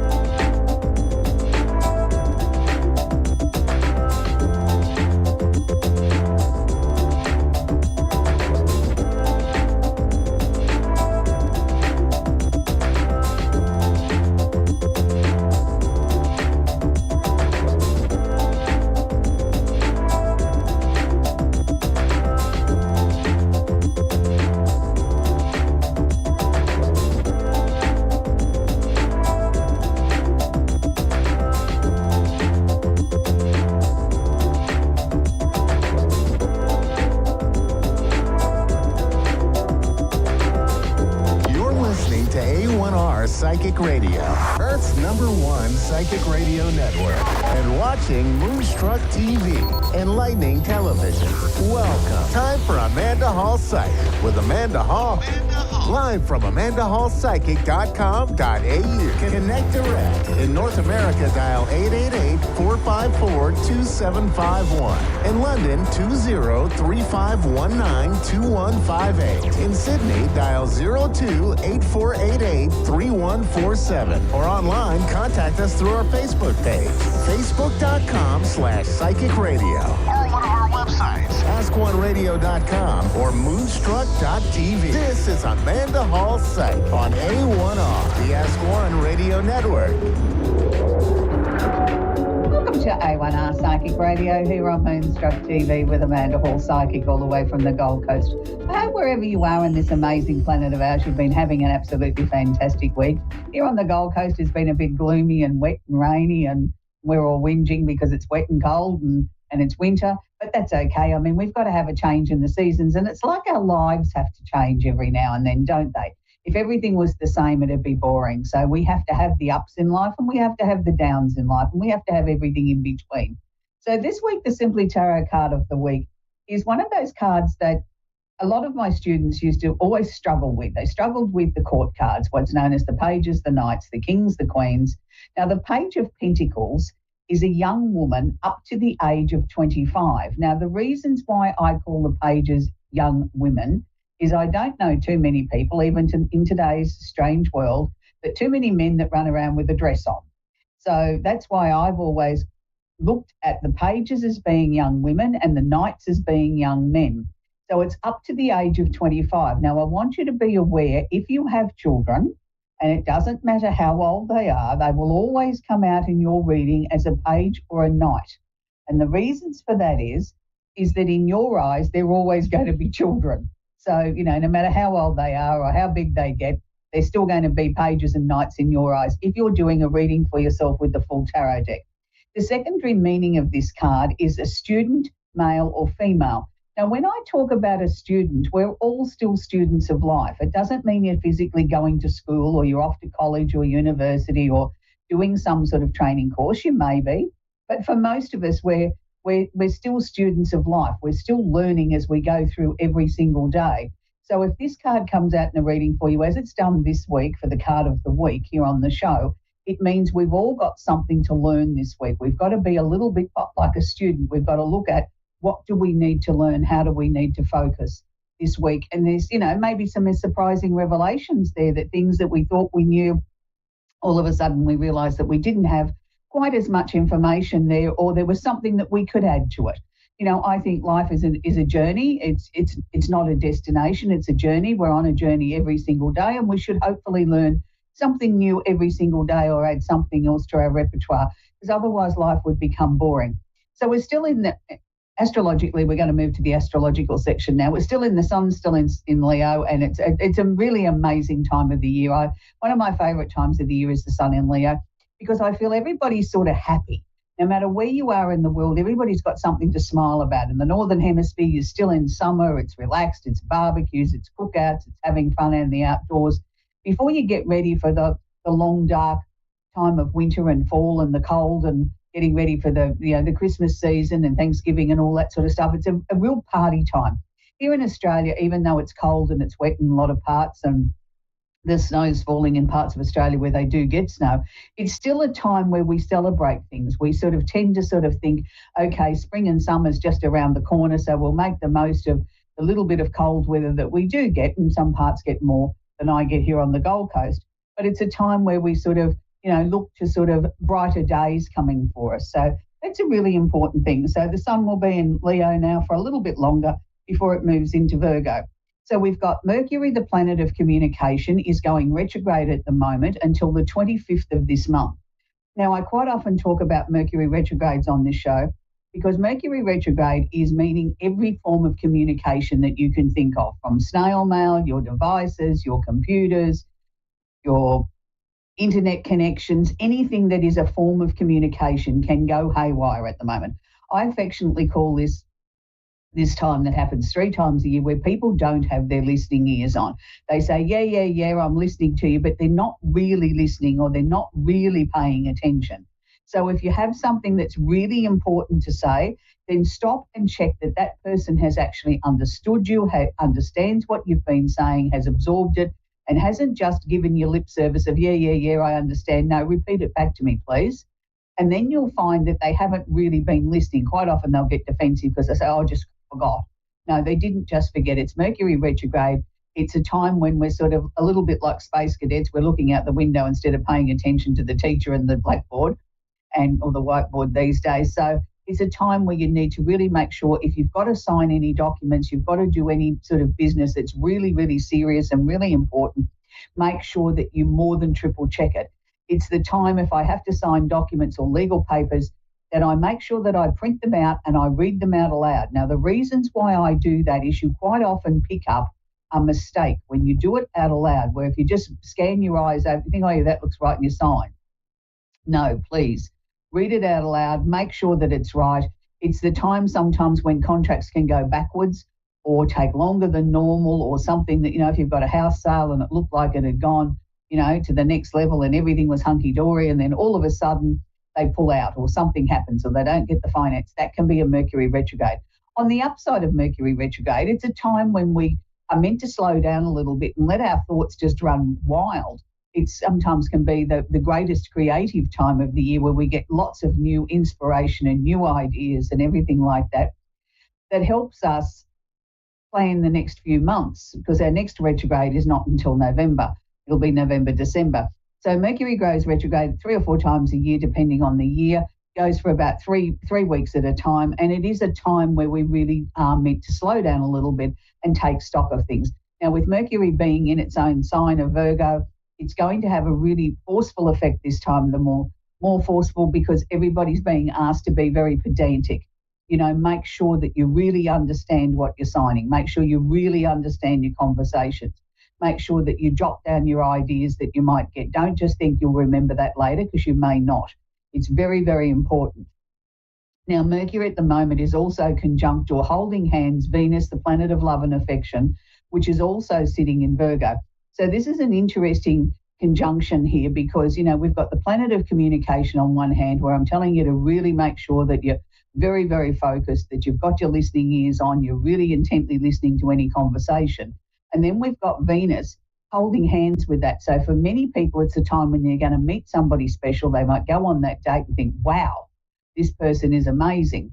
Now, I'm not saying that they're not all going to be amazing. What I'm saying is make sure that you're really looking at things squarely. You're not seeing things through a little bit of a blur there of how Mercury wants you to see them, that you really are taking the blinders off and seeing this person for who they truly are.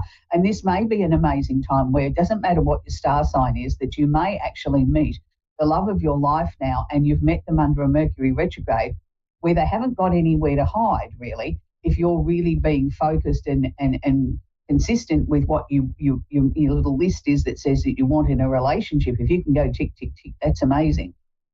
So just be aware of that. So Mercury retrograde, yes, obviously is affecting Virgo, Capricorn, and Taurus, but it's also the opposite sign of Pisces. So you need to be very careful if you're a Piscean of your communication at the moment. It's very, very misunderstood. This is not the time where you feel sorry for yourself and take yourself off and not be responsible in your job or the jobs that need to be doing in your life. It's a time where you've got to really sort of knuckle down and double down and force yourself to get up off the couch and do something constructive. Pisces can tend to be a little bit lazy at times like this when Mercury's retrograde, particularly when it's in Virgo. So if you are a Pisces and you've been feeling a little bit lackluster, then I suggest give yourself an energy drink or a shake or a cup of coffee and say, right, this is what I'm going to achieve today, and make sure that you do, because you can quite easily slip into this complacency where you won't get up off your backside and do anything constructive. You'll put it off till tomorrow and tomorrow and tomorrow, and before you know, the year's gone. So that's a little warning there for Pisceans. So we've got Mars conjunct Jupiter in Gemini. Now, Mars is the planet of action. Mars is the planet that gets us up off the couch, gets us out of bed of a morning, says, come on, let's go, get your gear, let's go. And Jupiter is the planet of opportunity, luck, and expansion.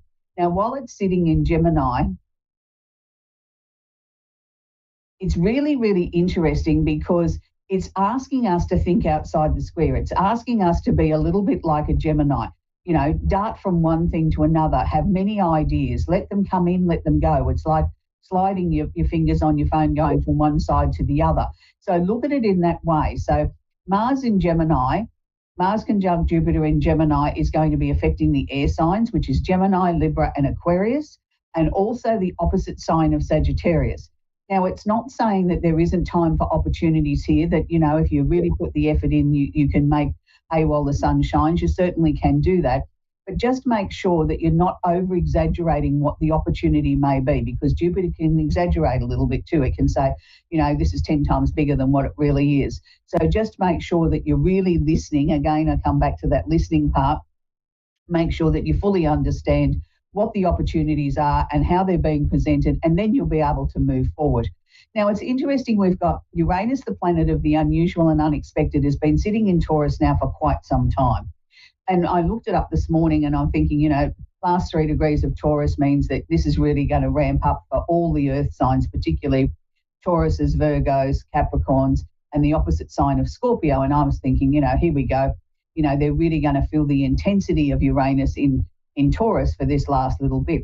When I looked it up, it's there till 2026. So we're only down to the last 2 years. So usually when a planet gets to the last 3 degrees in any sign, it's when we feel the most effect. So I'm going to put my neck out there and I'm going to say, for those signs that I described, there is going to be change, there is going to be opportunities, and there is going to be things that are going to happen very suddenly and out of nowhere. So from here on in, for the next couple of years, if you're one of those signs, you really need to make sure that anything that you're doing is for the right reasons. Don't do something to be nasty or horrible to someone else, because it will come back to bite you, and in a bigger fashion than you can ever begin to imagine.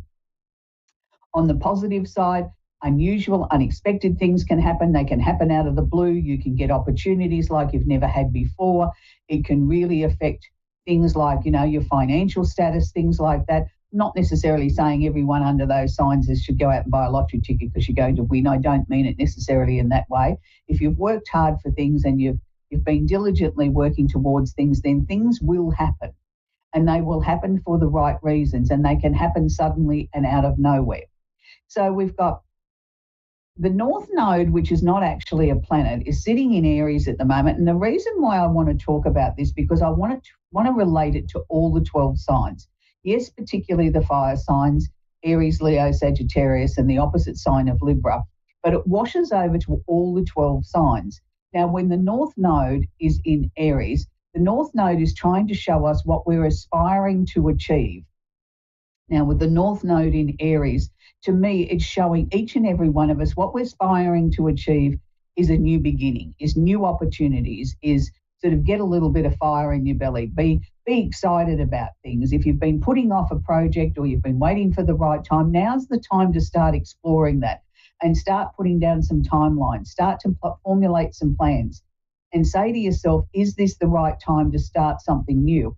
Because I'm feeling that with the North Node here, it's showing us the way forward. It's showing us what the potential is, but it's also showing us the potential risks or pitfalls or the things that we maybe haven't formulated enough or the things that we haven't worked on, but it's showing us the way forward. So let's not waste this opportunity of this very short window of the North Node being in Aries, where each and every one of us can get up off the couch and do something constructive and start some of those projects or start those thought processes, because it's not far till the new year. We've only got 5 months and we'll be talking about New Year's resolutions again. So let's get a little bit of a head start this year. Let's sort of start looking at the things that are around us. And I know I work with people all around the world. People are very restless at the moment. They're very concerned.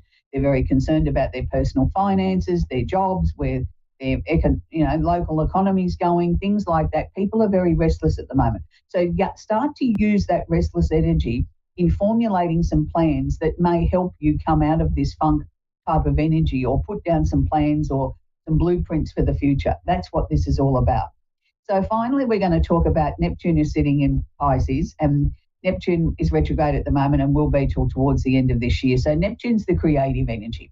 Yes, it affects all of the water signs, which is Pisces, Cancer, in Scorpio and the opposite sign of Virgo, but it washes over all the other 8 signs as well. So if you've been feeling a little bit as if your creative energy has gone into a slump and you're not able to sort of activate it and get it up moving again, don't be too disheartened, because there'll be waves of it. There'll be some days where you feel incredibly creative and you've got all these ideas running in your head, and the next day it's absolutely like somebody turned the tap off. And it's like I'm saying to you, when that happens, gather those thoughts, write them down, put the ideas down in your device or your phone or something like that, so you've got something to go back to later. Don't miss those golden opportunities, because creative energy can't flow all the time, because otherwise then how would it be creative? It'd just be part of our everyday life. So we have to capture those times when it does happen. Also, we've got planet of Saturn, which is the planet of discipline, is also retrograde until towards the end of this year, sitting in Pisces as well. So for many, many people, they sort of feel, particularly Pisceans and the water signs, as I just mentioned, but it flows through to all of them. Some people are sort of feeling at the moment that they're sick of being restricted, that they're sick of being told what to do. They're sick of, nothing moving fast enough. Every time I sort of try and take one step forward, I'm taking 3 steps backwards. Well, yes, this is Saturn's role, is to slow things up a little bit.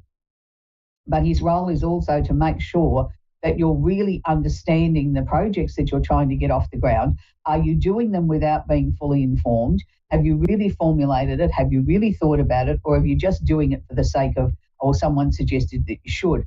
So if there is a restriction or a limitation, or somebody sort of going mad at you about something and saying that's not the way it should be done, or maybe you need to pull your socks up or improve your behaviour, or whatever the case may be, take notice of that, because they are speaking the truth, and they are speaking the truth for your own benefit. So it doesn't really matter what your star sign is. Yes, it affects the water signs more predominantly and Virgo, but it washes over the other 8 signs. So it's for all of us. We need to sort of look at what are the restrictions, what are the limitations in our life, how can we work around them, how can we work with them, how can we make our lives a little bit more peaceful. And sometimes the answer is it's not meant to be today. Maybe it's tomorrow or next week. So don't put extra energy in if you're not getting anywhere fast. But for most of us, it's about not really understanding why the limitation is there. So go back and explore that a little bit.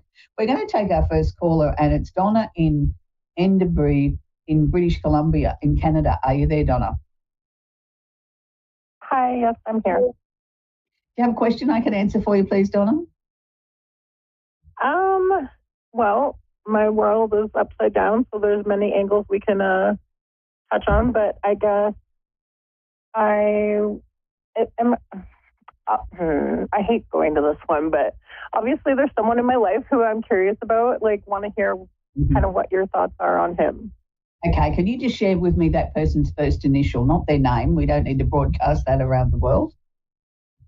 His first initial is B. Okay, thank you.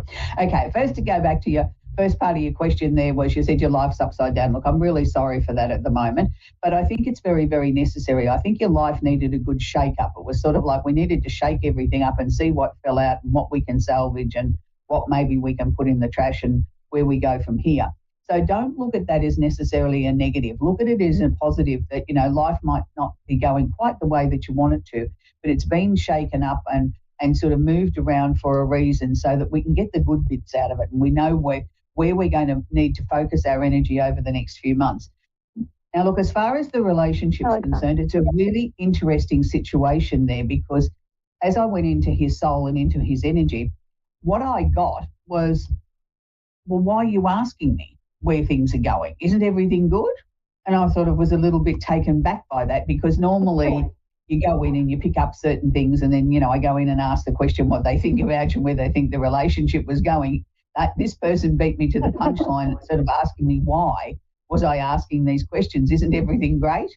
So from their point of view, they're not seeing anything that's wrong. So that makes me a little tiny bit concerned, Donna. Are they just seeing it as they want to see it, or truly do they believe that everything's great and you're the one with the issue? Why are you questioning everything? Isn't everything great? I have a lot of issues. I've lived a full life of trauma.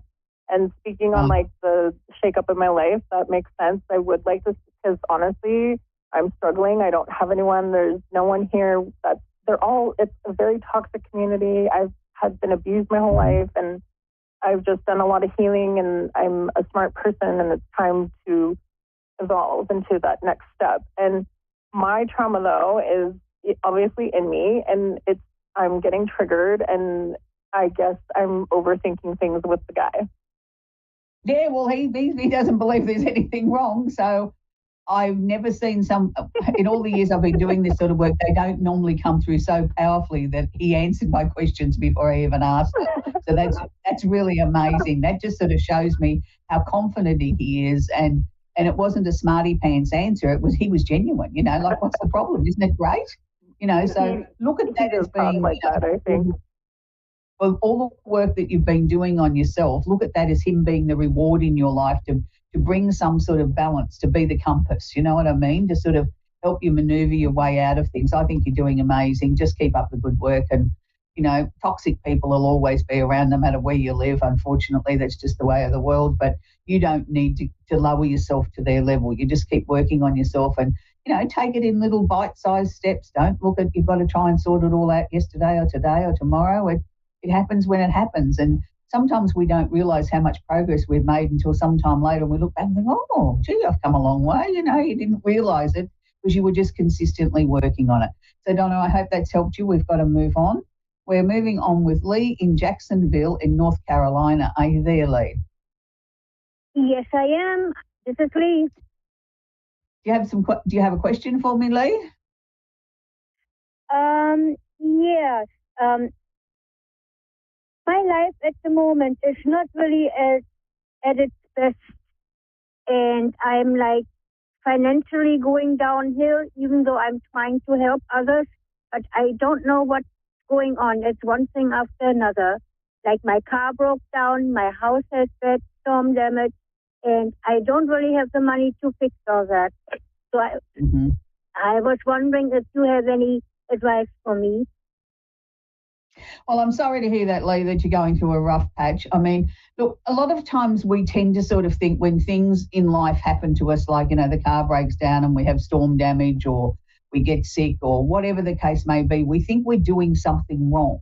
And we're not necessarily doing anything wrong. It's just part of life. It's just one of those things that we couldn't prevent, we couldn't change, we couldn't stop from happening.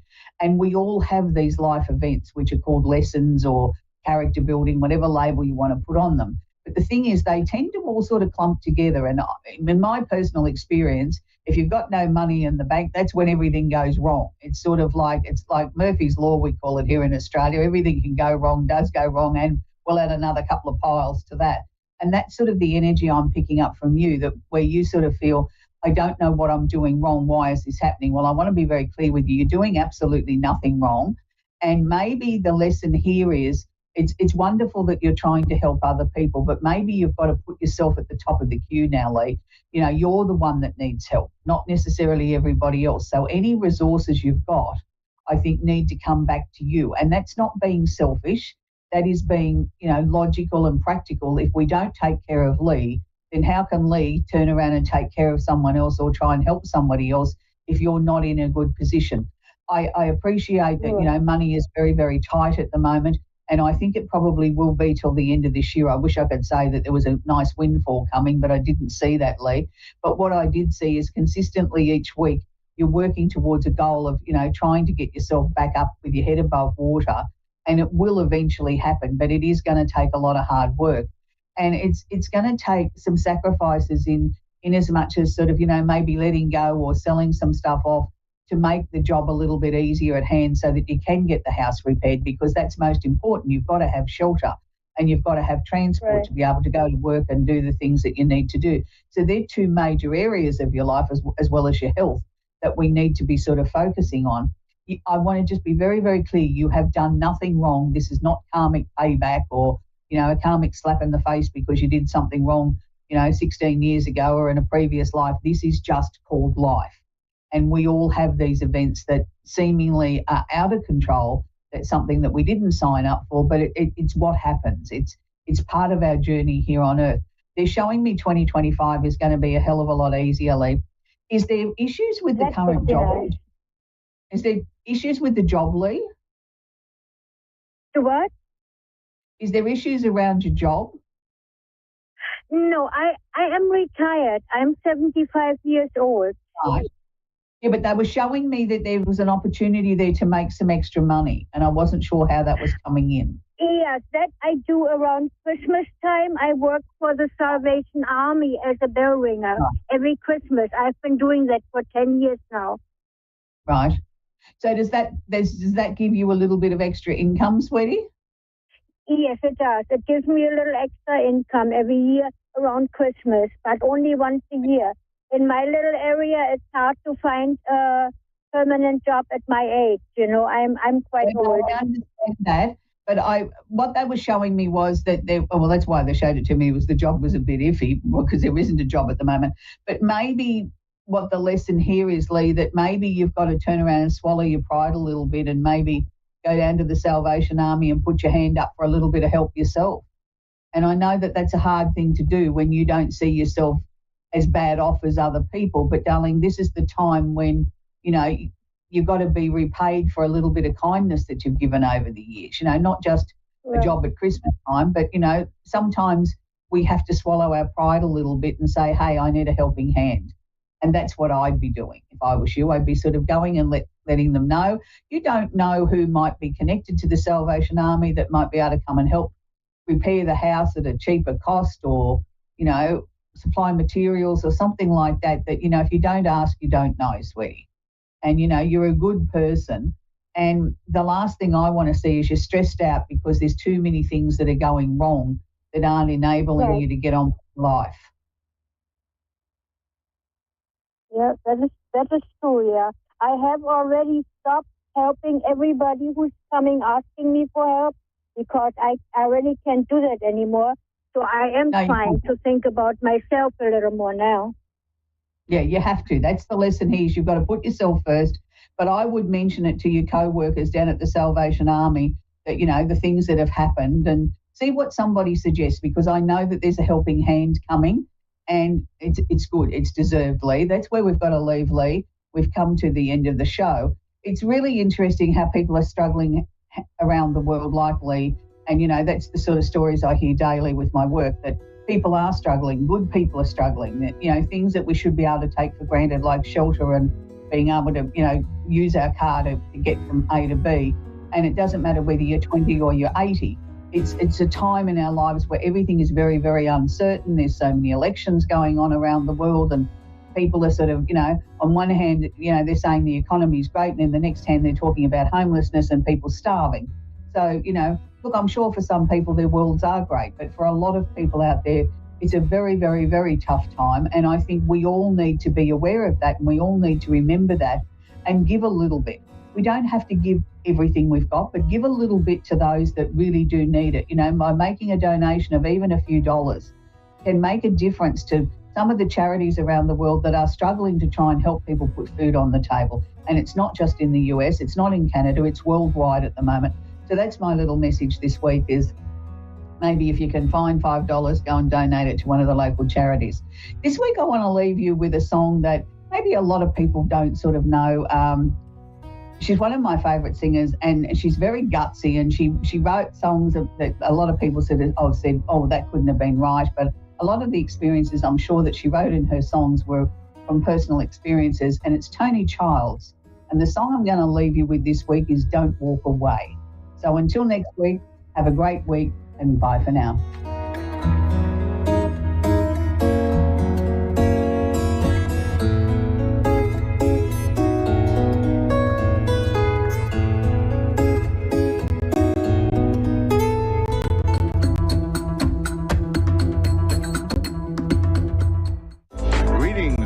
Seekers of truth, wisdom, and light. This is Reverend Elliot, your friendly neighborhood esoteric practitioner, coming to you live from the city of New York, where we had a huge blizzard and we got at least a quarter inch of snow.